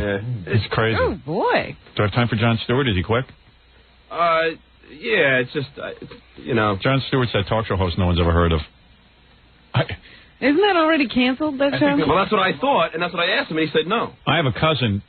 She's having a Sweet 16, and she really wanted tickets for, she needed like 4 tickets for Letterman, but Letterman's being such a dink that you can't get any tickets from him because he insists that the only tickets that go out are the ones that people send in for. Oh, so there can't be any friends of anybody in the audience. Yeah, that'll ruin that show. Can you imagine? You don't even see the friggin' They don't audience. act like a real audience. Right. So I can't get tickets from them. And then she wants some tickets from Saturday Night Live, and I'm sure they're not going to cooperate. So I said to her, how about the Jon Stewart show or Conan O'Brien? She was like, who are they? So I was like, you're kidding. Oh, boy. You call over to the Jon Stewart show, they beg you to bring your whole family. Don't you want 19 tickets? Have a block party. Yeah. Why don't you bring everyone? John, over here, John. Oh, hey. How you doing, man? Good, how are you? Good. Do you guys get canceled or what? I think. Really? Yeah. Everyone's commenting on your questions. That's nice. Yeah, they don't like me. What? Don't you read? Was she with a girl? Yeah. Was she hot? I don't remember. I hope not. I don't remember her to be... Oh, I asked him about 20, I think. All right. Yeah, supposedly he got Tony Katane. I heard that wasn't true. Let's hope not. I heard he got canceled. Yeah, it was around when Last Call got canceled. I know. Hey! Oh, your stupid show. He got you back. Yeah, he nailed it. Good answer. I know. Bet me! Oh, I'm sorry, well, you got fired before it got canceled. Yeah, but you should have bet me. I did bet you $10. All right, then give me it. John, who's your favorite girl? There's 3. I'm sorry? Who's your favorite girl? Are you dating Tony? From Facts of Life. Is actually my favorite girl. Are you dating Tony Katane? Be honest. No, not John, be honest. Stop lying. Come on, give me a scoop. Why? I'm not. Swear on your mother's life. Oh, my God. That's the worst thing I ever heard. Swear on your mother's life. Yes. He's dating. No, I'm not. I'm saying. 2 idiots. You two should team up. That's a good show. All right, finally, here's the Wayans Brothers. You know, the 2 black guys who started in Living Color? Okay, the 2 that aren't the guys we know. Yeah. The guys with those, like, weird heads. Keenan and Damon. I guess. I don't know which Wayne. There's like 20 of them. Yeah, but Keenan and Damon, you know. These are the 2 you don't know. Right. So John, of course, asked them who they were, and that caused the problem. They were like, what, are you kidding? Uh-oh. You know, hey, look at us. Hey, guys. Who you guys, man? Who are you guys? The Wayans Brothers. Oh, yo, man. Come on up. Say hello to me, man. What's up, man? How's it going? OJ, innocent or guilty? Hey, brother. I know his daughter, so he's innocent. He's innocent? I know his daughter, man. That's how a lot of black people think. I know his daughter. I know his daughter is innocent. Well, some of the people are saying, look how much he loves them kids. Of course he's innocent. Well, you know his daughter. Innocent to proven guilty. Yeah, well, you know, do you think that it's... How do you think it looks? Do you think it looks like he's guilty? I haven't been watching the trial. No one's watching the trial. What? Yeah. Hey, dudes, Howard Stern, guys. Howard Stern. And there you go. Just trying to get him back any way he can. All right, Stuttering John, very good. We're going to take a break, Robin. Let's do a little news. When we get back, find out what's going on in the world, and we'll be back right after these words. We're back with We can't stand to interrupt me. Here's Howard. He loves me, that guy.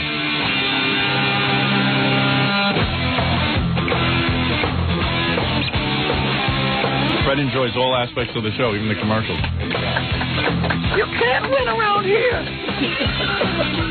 Sometimes you point, sometimes you don't. Well, during the commercials, Jackie's telling me a story about he was at a comedy club working. No, he was actually at it when he used to sing. He was singing. What was the song you were singing? 1968. I was singing Midnight Hour. Midnight Hour on stage, and when he was singing stage, outside. Oh, Why sorry. are you singing outside? Makes a difference. Because who's going to put him on a stage? You ever hear him sing? So he's outside, and when he was singing Midnight Hour, you know, wait for the... And he says he went to the bathroom in his pants. So he ran into a bathroom. I finished the set. So he stunk and everything. He went in his pants? Yeah, it was an accident. He was drinking, and it happens. So, listen to this. So he goes into the bathroom, and he's looking over, he's doing damage control. He's looking over the situation. So he decides just take off the whole underpants. And I'm in the bathroom off the lobby of a sorority house. Yeah. So he just threw the underpants in the garbage and ran out of there. And I kept sticking his head out the door to make sure no one was looking to see that it was him. He left the underpants in the garbage.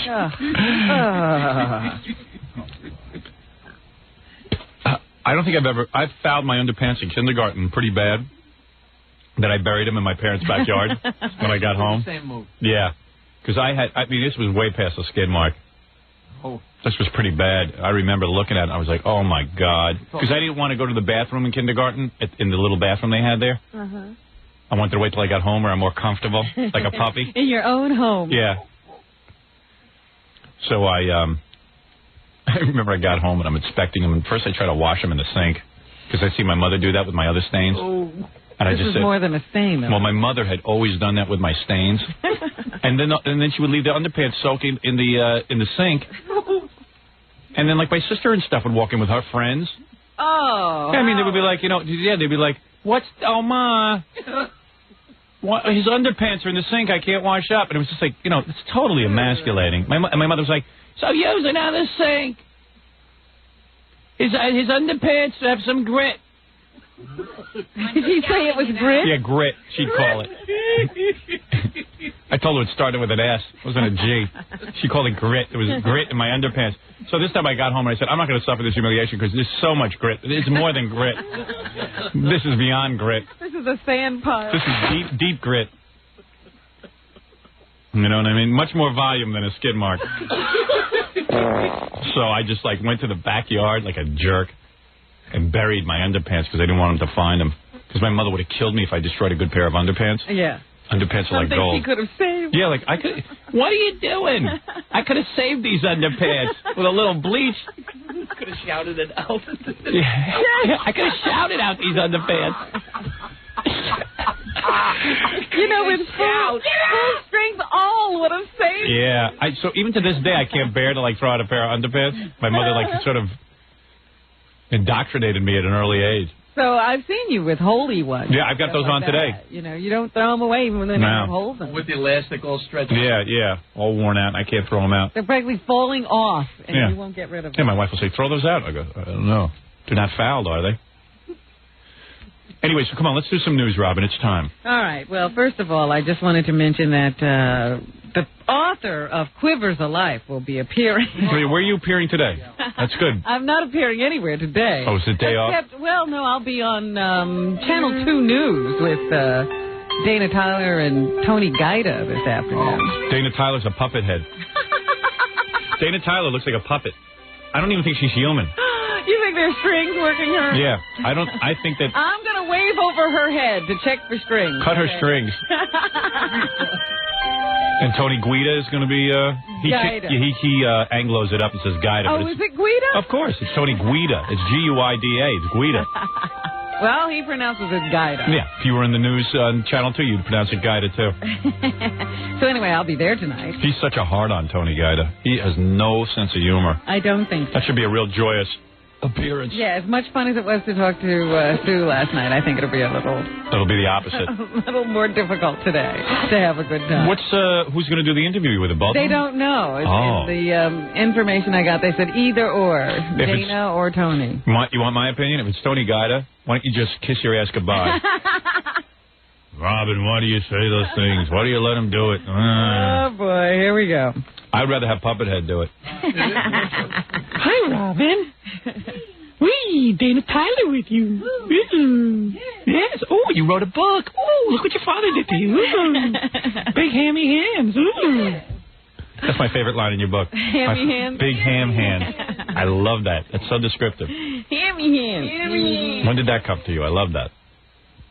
I don't know. You know, while you're writing. Beautiful.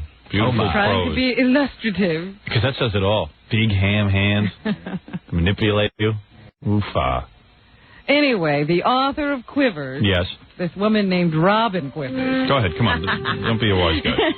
Yeah. She'll be at the Country Glen Shopping Center. Oy vey.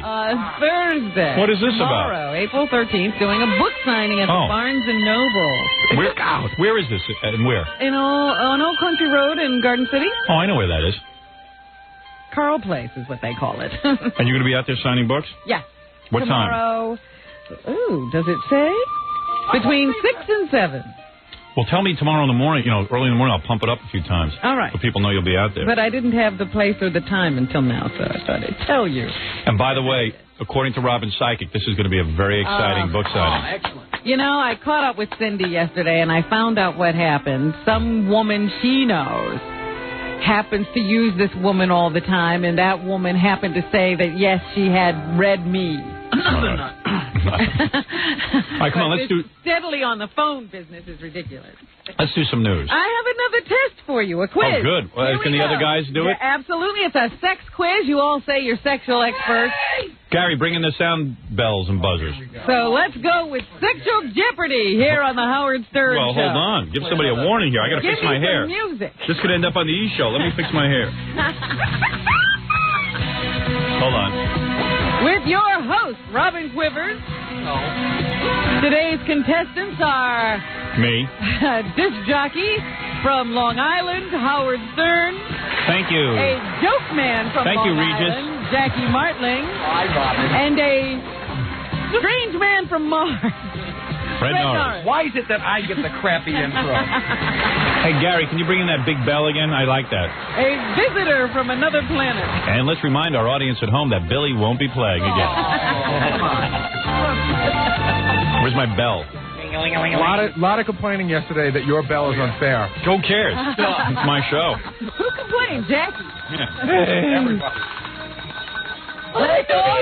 Let us all remember that yesterday, Fred, being unfamiliar with our customs, was able to only answer one question. On the OJ case. No, I'm unfamiliar to get that level on the bell up. I won. All right, come on, let's play. This is when you hear this noise, Robin. That's me. Jackie, play your noise. And Fred? Oh, you'll hear this. All right, that's good. That was the gentleman checking their buzzers. Fred already lost. Go ahead. Here we go. First question. What is the average? All right, answer it, Howard. You're going to get points. 4 to 6 inches. Points taken off. 4 to 6 inches. You are wrong. All right, I'll wait. All right, I'll wait. Now I can complete the question for the other. What is the average length of the erect penis? I was right about the question. 5 inches. There's a range here. 5 to 7. Wrong. 2 to 3. 4 to 6. That's what I said. It's 5 to 6 inches. Oh, there's only a range of an inch. Oh. Ow. No points for anyone. Question number 2. What is the Electra complex? That's Howard. Nah, he beat me. Fred beat me. I got to be fair. He didn't even. No, I heard that. You don't hear. Fred, you should have a different one. I know. This sucks. It has a delay. Here. Can I have that? Use the bell. That was not much. I have to be fair. I'll go who second. wants this question? Not me. Fred wants. What is it? Electra complex? The Electra complex. Is that something? Is that where they make those records? No, that's Electra something records. with a Buick, I think. Go ahead, Fred. Take a guess. Something dealing with the mother. No. Then I'm wrong. Howard, I'm calling on you. No, Rob, I'm collecting for UNICEF. It's Christmas. I'm in the Key Club. That's when you pee on electric fence. No. The electric complex. The electric complex, you Go ahead, you sexual illiterates, is when a girl wants to sleep with her dad. Ah. Oh, gee. Well, that was close. Is that what they call it? I think that's from the one of those Shakespearean plays. Well, Oedipal used to be, you want to sleep with your mother. That's right. And then Electra, I think, was from King Lear or something. I don't know. I slept with my mother.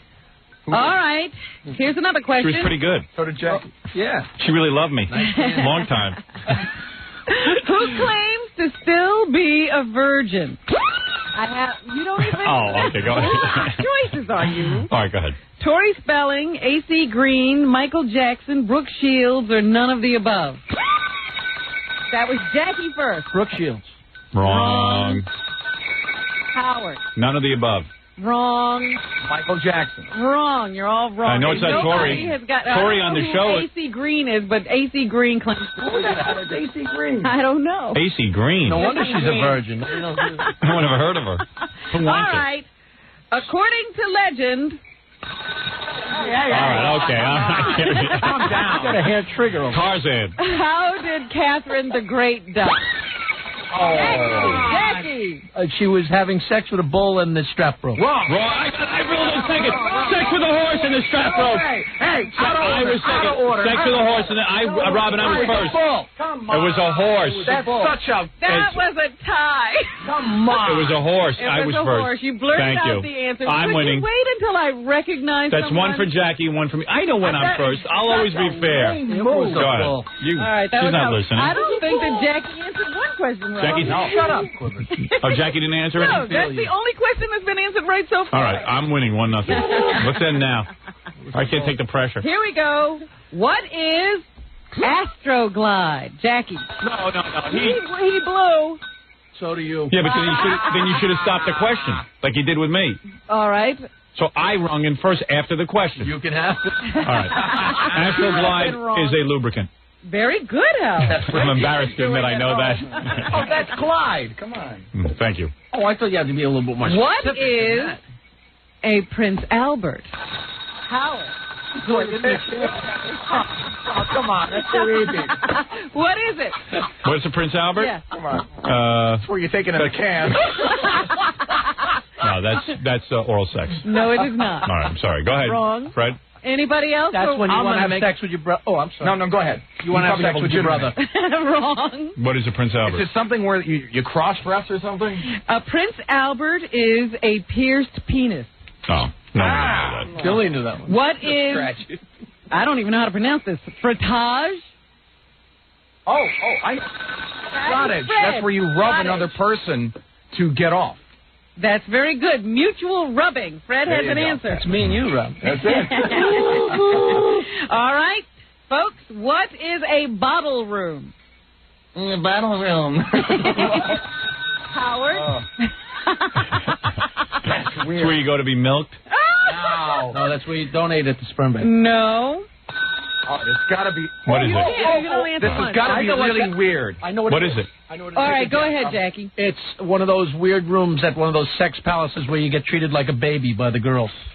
No. A bottle room. Can I take a guess? Go ahead. I have two answers, but... Just give one. Okay. I'll go with... Wait, Marcia. Come on, dude. Jesus. So far, it's a tie between you. Come on, me and Jackie have to go see a bad movie. Empty bodily fluids into a bottle and then someone gets to drink it. No. Well, that's normal thought, Fred. That's a good guess, Fred. I want to know how he knew Prodigy. Yeah, go ahead. A place to drink champagne with an exotic dancer. You should have all known about a bottle room. Never heard of that. Go ahead. What is onanism? Howard. Japanese girls. No. Love of self.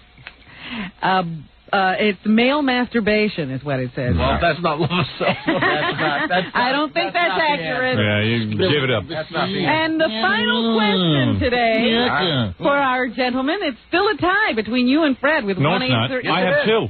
You do not? I have two. Wait a minute. There's, you know You what? cheat in your sleep. I do not. I have two. Howard I know is I have right. two. Howard is right. I was winning 2-0, and then Fred answered one. His Astroglide answer. Yeah. Oh, jeez. Oh, Jesus. I'm sorry. I got it right. I'm a little more sexually knowledgeable. Let me try your technique. I just assume you cheated. Here is your chance to tie it up, Fred. Yeah.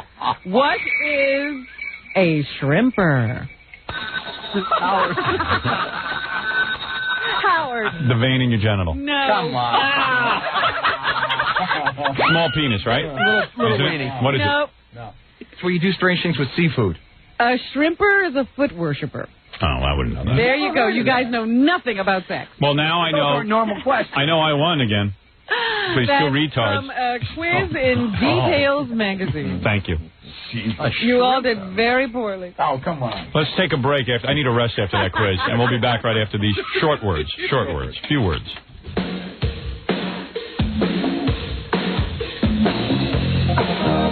New movie out, Jury Duty with Paulie Shore. It opens, I think, maybe today. Let's see. I'll read the commercial. It'll tell me the info right here. Jury Duty, rated PG. Opens today at a theater near you. Now, here's the plot of the movie. Paulie Shore plays a guy who goes on jury duty because he has nowhere to live. And he knows if he gets on a really high-profile case, they'll sequester him and put him up in a hotel. See? And then Tia Carrera's there, and she's on the jury, and he obviously tries to have sex with her. Wants to be the boyfriend of Tia Carrera, which is a far stretch. Even Dice makes a cameo in this movie. Did you know that? I didn't know that, no. Oh, yes. Who told me they were at the Knick game the other night, and Paulie Shore was there, and there was some guy in the stands was claiming that he was coming on our show because he could swallow, I don't know, razor blades or something, and Paulie got pissed off because we won't let him on. Well, that's a valid gripe, I suppose. Yeah, he was like, what? You know, he was out of character. He was like, what? How come you're on there? You know, he's also in the Goofy movie. Is that right? I have to go see that. My daughter's dying to see it. My youngest one, my 2-year-old. Well, you can go check out Paulie. Jury Duty, rated PG, opens today at a theater near you. Jury Duty. Duty. Here's Howard.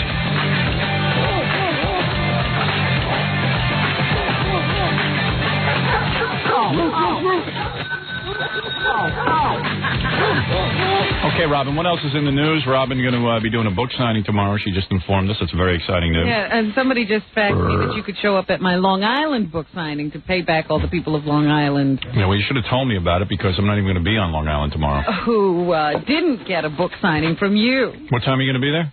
6 to 7. Oh, Jesus. 6 to 7. And then when are you going to go to bed? I'm coming to your house to sleep. Are you really? Got an extra place. You can crash at my place. I have cameras in every room now. I can watch you get naked. Good, Hugh. Yeah. It's beautiful. I'm like, what was that, Chuck Berry? Well, I think even I've heard rumors that Hugh Hefner has cameras all over the place at the Playboy Mansion. Can you blame him? How do you trust all those girls? Anyway, so what else is in the O.J. trial yesterday, our favorite criminalist, Dennis Fung, was back on the stand. I just wanted to cradle him. He looked so pained yesterday. How much do you hate that guy, Scheck, Barry Scheck? He was being hammered by Barry Scheck. Who beside me wants to start a club of I hate Barry Scheck? Yeah, all the hands are up. You know, it's amazing. Like, this guy's whole rap is, first of all, Judge Ed Fu Young there is unbelievable that he allows half of this. He was looking at Marcia Clark, and he didn't even hear the testimony. Yeah, the judge looked like he liked that new Marcia Clark hairdo. He was just like, His wife ought to be concerned. I mean, he lit up. Oh, boy, he was like, Miss Clark. Come to me. Come to me, Miss Clark. Oh, and the state being represented by Marcia Clark. White meat. Judge Ito, you like Marcia Clark? Me like. You like very much, right? Very much, yes. Very much so. Yes, was your Clark. I noticed your robe pitched a tent. Yes. Is that correct? Miss Clark. Me Reich, as you say. Right. Me Reich as Me love her long time. Okay, anyway, so beautiful hair. The judge, he allows all of this questioning to go on insufferably long. Ad infinitum. I mean, the same question over and over in different ways. As Dominic Barber said, the judge is making it seem like the defense actually has a case. Because here's what the defense is saying. They picked up the blood wrong, so therefore it's not O.J.'s blood. But, hello? I heard an expert say yesterday, he says, this is no great argument. Sure, the defense is acting as if it's making points. Yeah. By pointing out poor procedure by the police and all these other people, but in a case where the procedure was so bad, you should get no result. Right. Not O.J. Yeah. That should absolutely wash out some of OJ's blood. You shouldn't get OJ if they're doing such a bad job. But the blood keeps drawing a line back to OJ Simpson. I hope the prosecution's smart enough to point out, but quite frankly, it's futile anyway. I believe that all the black people on the jury think OJ's innocent or just want to say he's innocent. I don't even think they believe he's innocent. They just want to say that. I don't know why. There's some kind of mad psychosis going on in the black community. But I'll tell you this, and I'm going to meet with the black community to straighten this out. I wish you would. I need to. I'm thinking of going on tour. How about Howard meets with the black community? Going to the Slave Theater. Yeah. Where's that, in Harlem? Yeah. Yeah, how about you go there? You can sign books. Yes, white man, go to Slave Theater. Is there a slave theater? Yes, there's something called the Slave Theater. That's where that sounds like a winning. Sharpton always goes to speak. Yeah, that sounds like a winning place for me. Slave Theater. I'll speak in rhyme. OJ is guilty. I would like to see you go there and speak. OJ is guilty. My name is Uncle Milty. And don't you tell me nothing filthy, but OJ, I'm guilty. Anyway. The defense is also arguing that the last juror dismissed should never have been dismissed without a hearing in front of them. They've asked for a full investigation as to whether any organization, be it the prosecution or the court itself, is selectively throwing jurors off this jury who are sympathetic to the defense. I hope Marcia Clark does get up at some point and say, isn't it true, as you just said, Robin, isn't it true, Mr. Fong, that if you had the sloppiest, most contaminated scene in the world, that it would actually wash away OJ's blood and DNA evidence? It wouldn't make it appear suddenly. So while the rest of us know that they are not scoring points, this jury seems to be so stupid. I mean, you're going by people who've been thrown off the jury. Well, come on. The IQ of this jury has to be a combined IQ of 70. 10 points each. 3 of them have no IQ. 2 of them, I don't know what's doing. I don't know. This is incredible. I tell you, I'm trying to backpedal, but I can't believe it. You know what was interesting to me? They interviewed a number of people the other day. I don't remember what I was watching, but they were interviewing them about being sequestered and what that does to you. Jeanette Harris has already indicated that it causes you to act strangely and start to pay attention or overemphasize things that are rather trivial, like shopping time and so forth. I'll believe anything she says. But another juror, I think he was another guy thrown off the OJ jury, was saying that he started to get depressed and that he really was having problems. You know what this is like? Remember that movie with William Hurt? They put him in that isolation tank? Yeah. What was the name of that? Altered States. Altered States. The jury's going to come out. They're going to be like apes. They're going to go wilding in the park. Yeah, right. They're going to actually revert back genetically. Start eating raw meat. Yeah. A jury of bowling balls should be sitting in on this one. Well, not only that, they had this guy's wife with him. And he said, and she said, oh, it was the most dehumanizing experience because they'd bring her in for conjugal visits. Yeah. I saw that. And the deputies would know why she was there, and they wouldn't look up at her. Yeah. Because they were embarrassed because she's going in there to do her husband. Yeah. And look out. And look it was just humiliating. And she said because they're constantly looking at this really horrible evidence and they're having emotional reactions and there's nobody they're supposed to talk to about it, it makes you crazy. So it's embarrassed. So don't go. It happens. It happens. Billy can now do the OJ impression. Fred, give a couple of OJs and then let Billy... First OJ. It happens. It happens. Wow. It's good, isn't it? Yes. All right, go ahead. She's good. She's good. She's good. She's good. And look out. Look out. I can listen to that all day. And look out.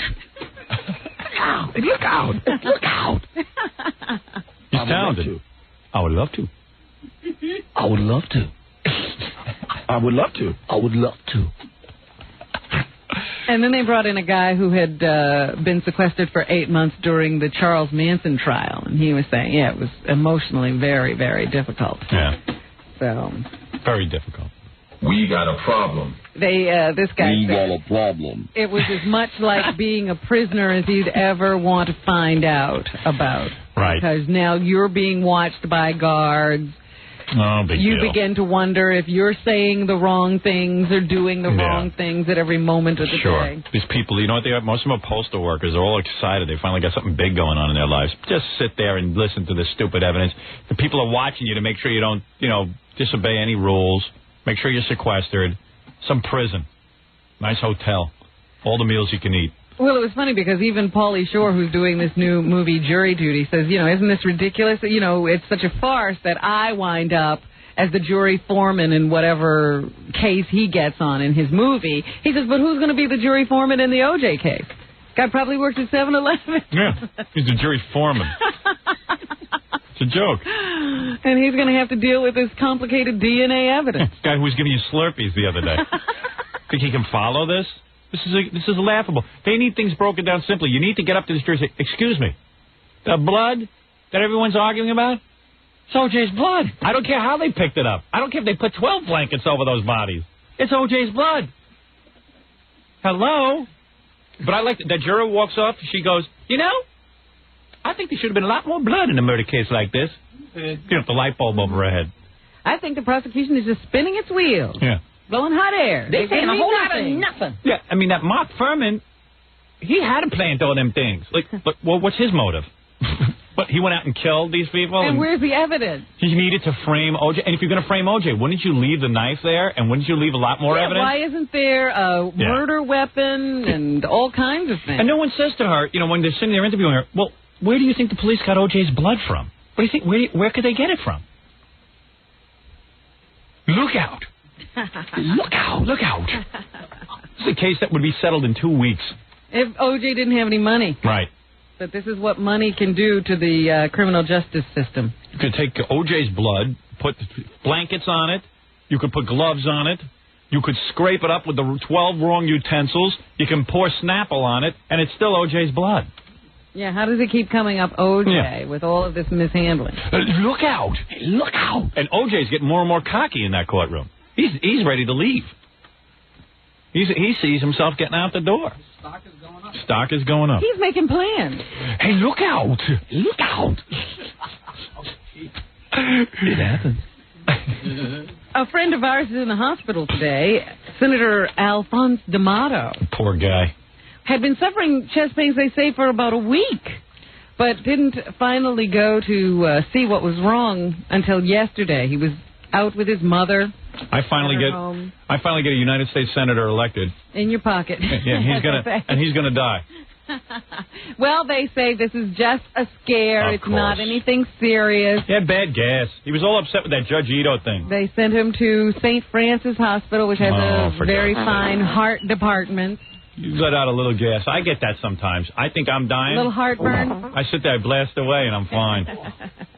You know what it is? He's got a lot of pressure with this Claudia Cohn. I wish he would dump her already. You think that's pressure, too? Oh, are you kidding? I'm reading in the newspaper. They had a fundraiser. He's got to he holds her hand 24 hours a day. He's got to stand in front of the bathroom and wait for her to go to the bathroom so he won't be too far from her. I thought that love was supposed to make you invincible, impervious to disease. No. Let me tell you something. Right now, what I read in the I've got book. chest pains. I got chest pains right now. Watch this. I'm telling you, I'll get rid of my whole chest pain. Watch this. Look out. Man. How's that? I'm fine. I don't feel a thing. They did a catheterization on the good senator, and they found that there were no clogged arteries, so it seems that it could have been just a stress thing. Look out! He supposedly was stressed out because of all the backlash he suffered as a result of mimicking Judge Ito. Oh, for God's sakes, that was the big an nothing. accent that the judge doesn't have. Come here and smell my microphone. Oh, look out! Look out! I pity the people who follow you. Look out! Look out! What do you think of the case down in Florida of the woman who guilty said her 7-year-old daughter had been abducted from a flea market? Of course she's pleaded guilty. tearfully on television for the girl's safe return. Same M.O. every time. Then they discovered her husband, boyfriend, whatever he is, had beaten the child to death. She's a worse actor than Jackie. She was just found guilty of first-degree murder by a Florida jury. Of course. Of course. Of course. And that jury will now have to come back into court and determine whether she should get life in prison or the death sentence. Death sentence, obvious. Of course. Her lawyer is saying this is ridiculous. How can they claim first-degree murder? This woman didn't actually kill the child or plan to kill the child, but she tried to cover up the death. Of course. How long did it take them? How long did that whole case take, Robin? A week? Not too long. Be honest. Can we send that jury to L.A.? Yeah, they seem to know what they're doing. When they're done... Yeah. Justice is served. Yeah. I didn't kill my baby. She didn't take it from the flea market. Goodbye. You're going to the gas chamber. Get out of here. Just get out. And there's less evidence that she killed that kid than O.J. Let me tell you something. Charles Manson. You know what they said? You know, she was there. She watched the whole thing, and it's just as much her responsibility. She didn't stop this guy from beating her daughter to death. If Charles Manson was black and he had a black jury, he would never be convicted. That is not true. Charles Manson was tried at another time. If Charles Manson was black, imagine going in front of this jury that we have now at the OJ, and you go like this. Your Honor, gentlemen and ladies of the jury, this brother here was hanging around with a lot of people in the desert, and a lot of them went out and killed and stuff, but he was really telling them to do it. It happens. You can see that Jeanette got off there. That brother didn't do a damn thing. The police don't have nothing on him. It's a frame job.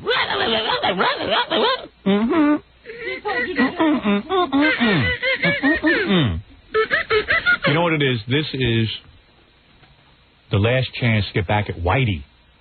Where else is Whitey going to pay attention? In the marketplace? No.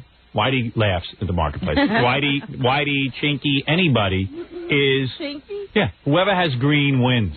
That's the marketplace. They don't care what you are. No one's figured that out yet. If you can't get into the white man's club, start your own club. That's how it works. Forget the white man. So how do you get back at this white man? O.J., innocent. No logic.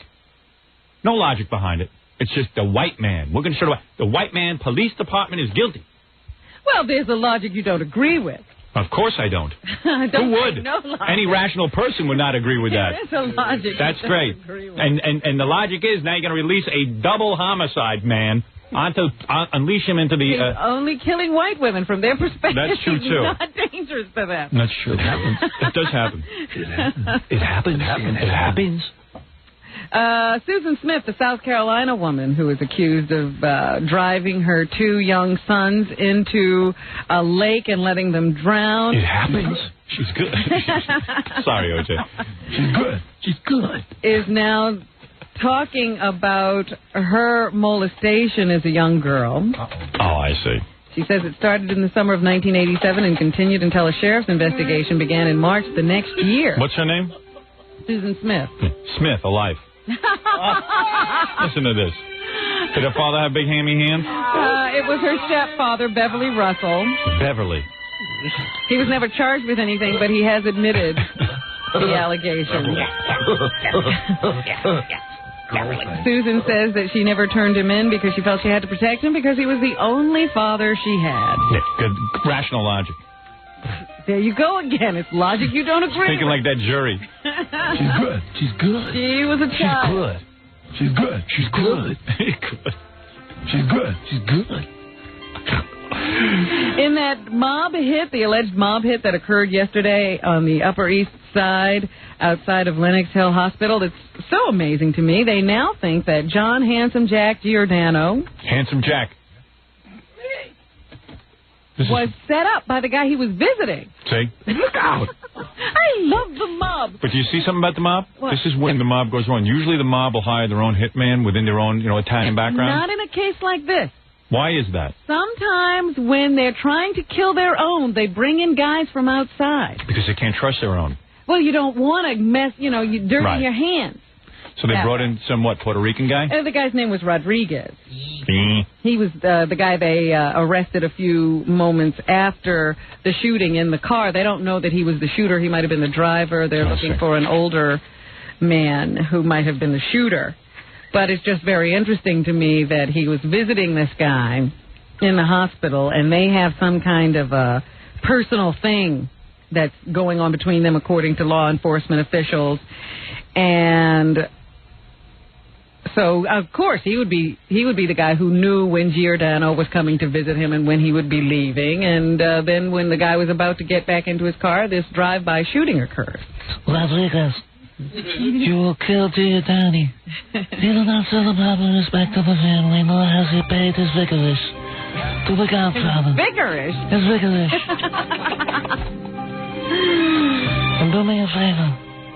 When you go to kill Handsome Jack, do not take the Long Island Expressway toll road. I'm not paying $3 for you to kill somebody. What you do is you take the 59th Street Bridge. It's free. It's free. That's how we got to be where we are. Take the ferry. What is the name of that? Take the ferry. The ferry. Also from Jersey. There's buses waiting for you. Free buses. Like you anywhere you want to go. What's the name of that client? Let's see if I can find it. You know. They say that Handsome Jack was not New York Waterway. Oh, the New York Waterway. If you go to kill Handsome Jack, I want you to take the New York Waterway. Handsome Jack was not a popular guy. They say he didn't play by the rules. When his brother went to jail, he didn't take care of his brother's family. The brother's wife had to move back in with in-laws. Handsome Jack was a greedy guy. And you know in the mob, you always take care of family. Everybody knows the cardinal rule. No women, no children get killed in their own homes. It is between the Cosa Nostra and the Cosa Nostra. And if one of us should go to jail, especially one's brother, if one brother gets killed, you take care of his wife and children. Not to show respect, you have to have room. Thank you. They say he was a hated man. Hated man. Right, okay? Right? Hey, look out. Right. Out. Handsome Jack, I love him. I swear to God, Handsome Jack, I told him, you do your job fine. We love you. You're a made man. No one can hurt you. Handsome Jack, I love you. How many times I have to sit with you, Handsome Jack, and tell you about the times that I myself have been in trouble with my own brother. But not to take care of your own brother is wrong. And now, Handsome Jack, you have to answer to me. It happens. So I will send this Puerto Rican to your house, to your car. Who knows when it will happen? But Handsome Jack, he will not be handsome. Handsome Jack is one deaf bastard to my rules. F you. That's how it goes down. I'm telling you, just like that. Once the orders are given out from the copper to Tutti Copper. They say there's some bad heroin on the Lower East Side called Sting. I love how this heroin now has brand names. What's the name of it? Sting. Yeah. It's sent at least 12 users to hospitals. Oh! And created havoc in emergency rooms over the past few days. They think it's been cut with scopolamine. Scopolamine! Jackie Puppet upset. Oh, it makes you break out of arrest. A drug that affects breathing and heartbeat.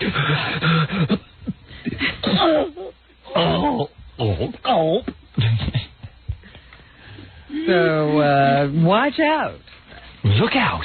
Look out. Look out. Look out. Look out.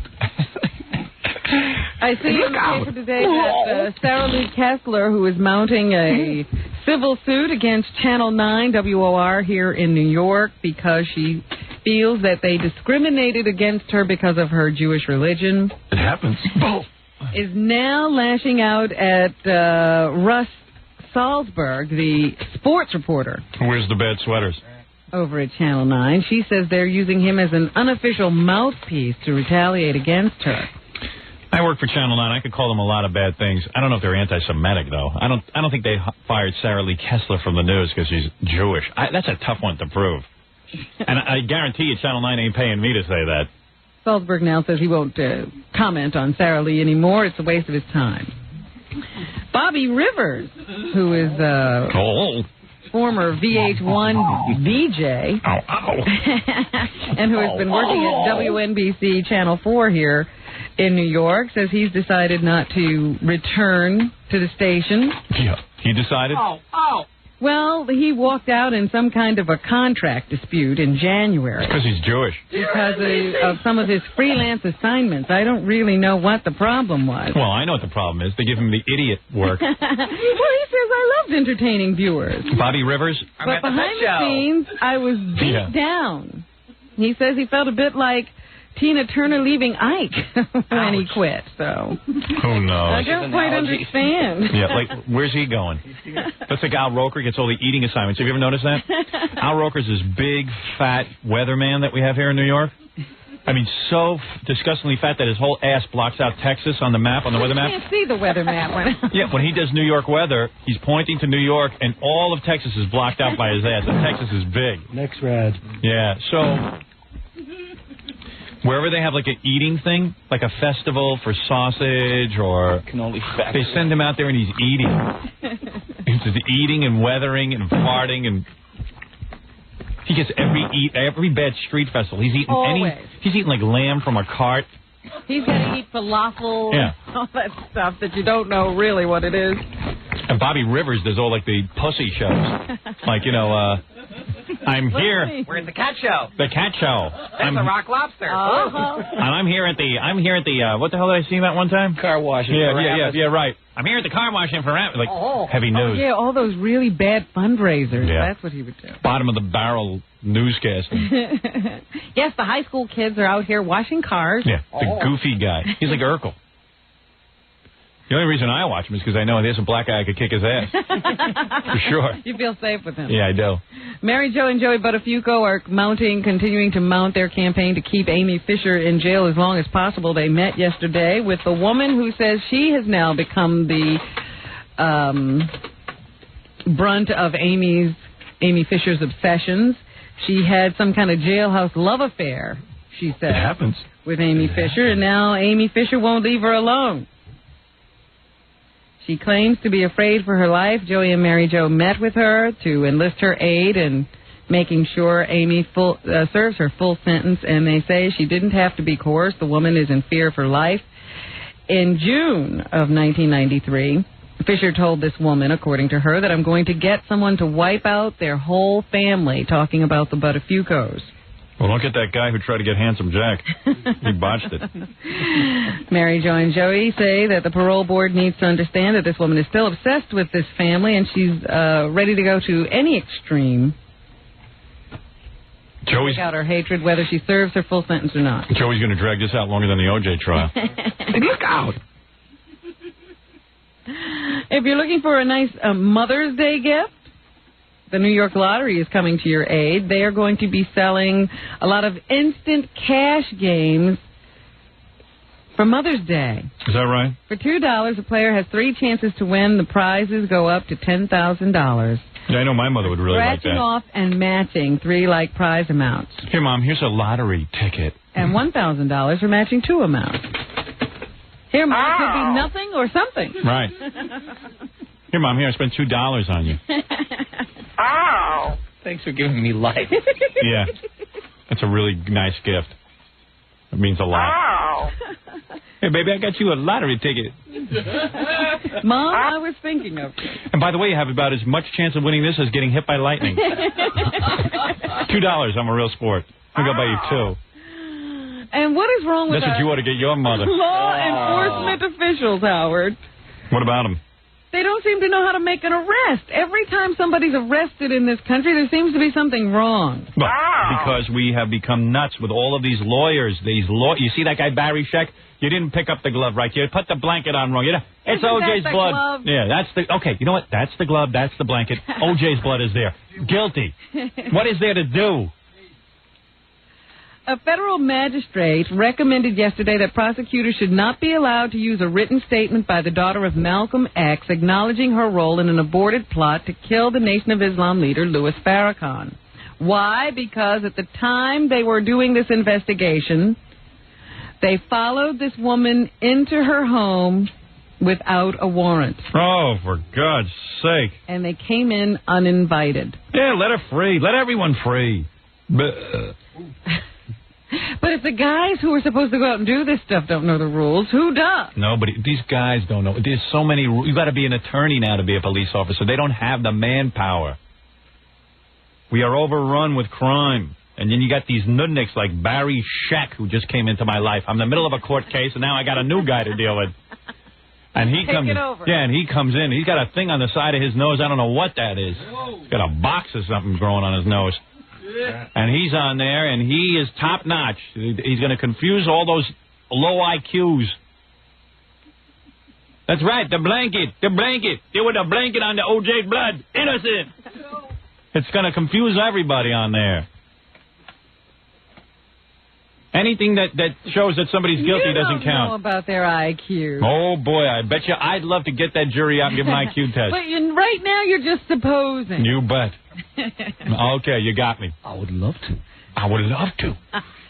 Two members of Con Edison working on a crew in Jamaica, Queens, were shot in some kind of a random daytime shooting yesterday. One man will lose the sight in one eye as a result, and they have no idea what the motive is behind this shooting. That's the Con Ed guy? Yes. Yeah. See? And when they catch the guy who did the shooting, well, they have arrested someone. Doesn't matter. They also got into some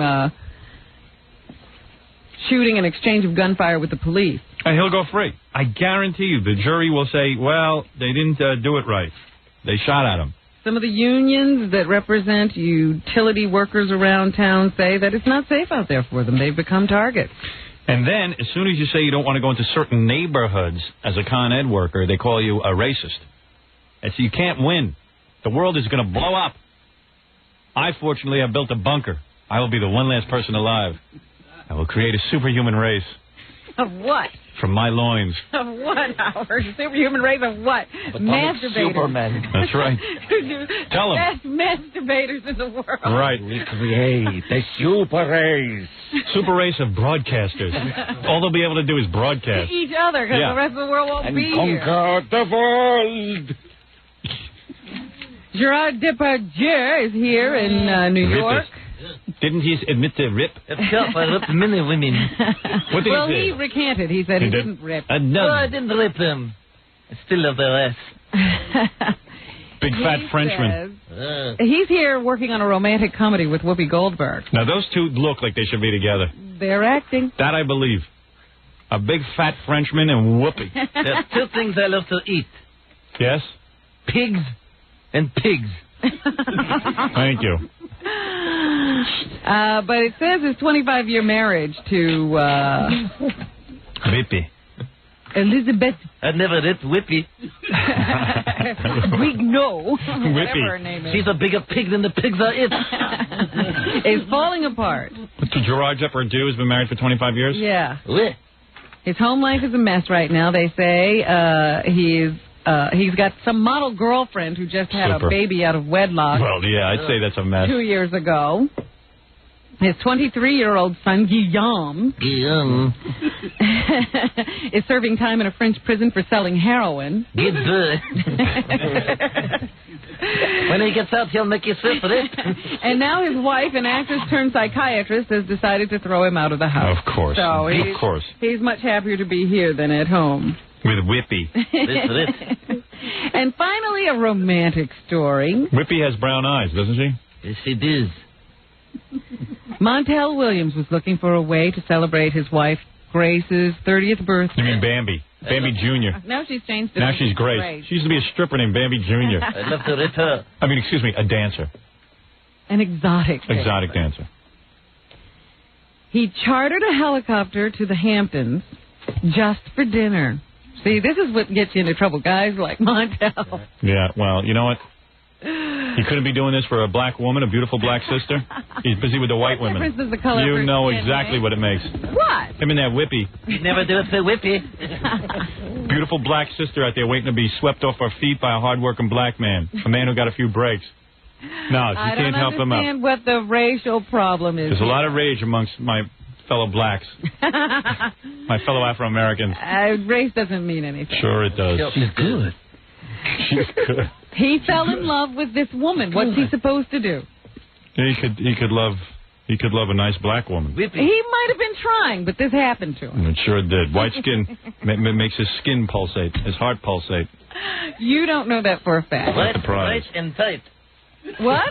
Wait, bright and tight. Thank you, Gerard. Gerard Depardieu. He knows. Check again. Just for dinner, he chartered this helicopter to the Hamptons. Yeah, that's what my wife reads and goes, "Why don't you do this?" I said, "Why don't you get into the kind of shape Bambi Jr.'s in?" Flew her out there where there was a limo waiting at the airport. Oh, boy, she must give some really good... dinner for two in a private room at the Tierra Mar in West Hampton. Yeah. I thought I was a gentleman, just asking my wife to put on a mini dress and rubbing down her legs. It was very romantic, but that wasn't the only present he brought for her. He brought a rose. He wiped a butt with it. Last week, actually bought for her. Last week, he gave her a ring with a heart-shaped diamond, not much bigger than a baked potato. Kill her S. That's inside New York today. Gerard has a question for you about the story. Yes? Let's kill her S. Because I love her S. Did he grab for her S? I don't understand. He wants to know what color her eyes are. Blue, I think. Blue S. Very good, Robin. And finally, yes? Rod Stewart wants everyone to know he's not retiring. He had cared. Some reports floating around in the last couple of days that he was retiring after this latest tour, but he says when he was talking to whoever it was that started the story, he had had a couple of drinks. Oh. And when they asked him if he was retiring, he said, yeah, well, someday. I see. But they forgot that part. Yeah, because I'm dying to see him sing Do You Think I'm Sexy again. I don't want to be missing that. He's not trying to pretend this may be some kind of last tour to drum up ticket sales. In fact, he doesn't need it. Mm-hmm. And he's not thinking of retiring right now. He's still enjoying himself. Good. So there you have it. Good for him. That's good news, Robin. Thanks. Thanks for ending it on and up. So now I won't shoot myself. I know.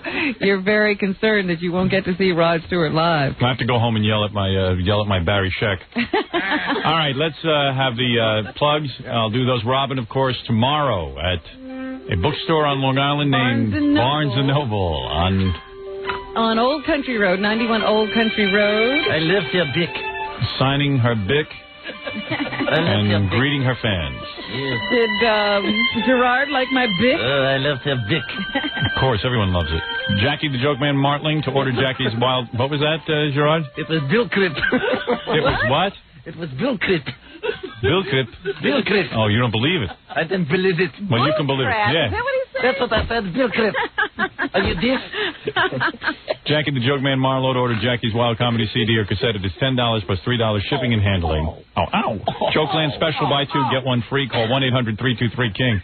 Now, speaking of Bill crap, Thursday night, Jackie will be spewing it April 20th at Rascals Comedy Club in West Orange, New Jersey. For filthy jokes and info and a fun time with Jackie, call 516-932-WINE. Remember, 516-932-WINE is not a pay service. To order a signed copy of Stuttering John CD, call 201-942-OUCH. And if you're planning a wedding or party and you need a DJ, call Scott the Engineer's Rocket Entertainment at 718-5040. Someone told me that a signed book of yours with your official signature is worth what, now $1,500? Something like that. Something like that? Well, I'm getting online. 1,500 lira. Sign 10 of those because I'll need the money. But I'll be there from 6 to 7 in Place. Now, that is convenient for anyone coming home from work. They can stop off and see you. It's called the Country Glen Shopping Center. That's where the Barnes & Noble bookstore is. And if your fans are overflowing, will you stay a little later? I will sign as long as there's someone to sign for. Oh, well, very, very bold of you. I'm making up for what you didn't do when you had your Thank you. I'm going to go out there and sign on Long Island. She's on this. Thanks a lot. I'm just trying to sell some books. All right, very good, Robin. Good for you. And good for everybody, quite frankly. I had such a good time yesterday that I decided to do it again. That's it.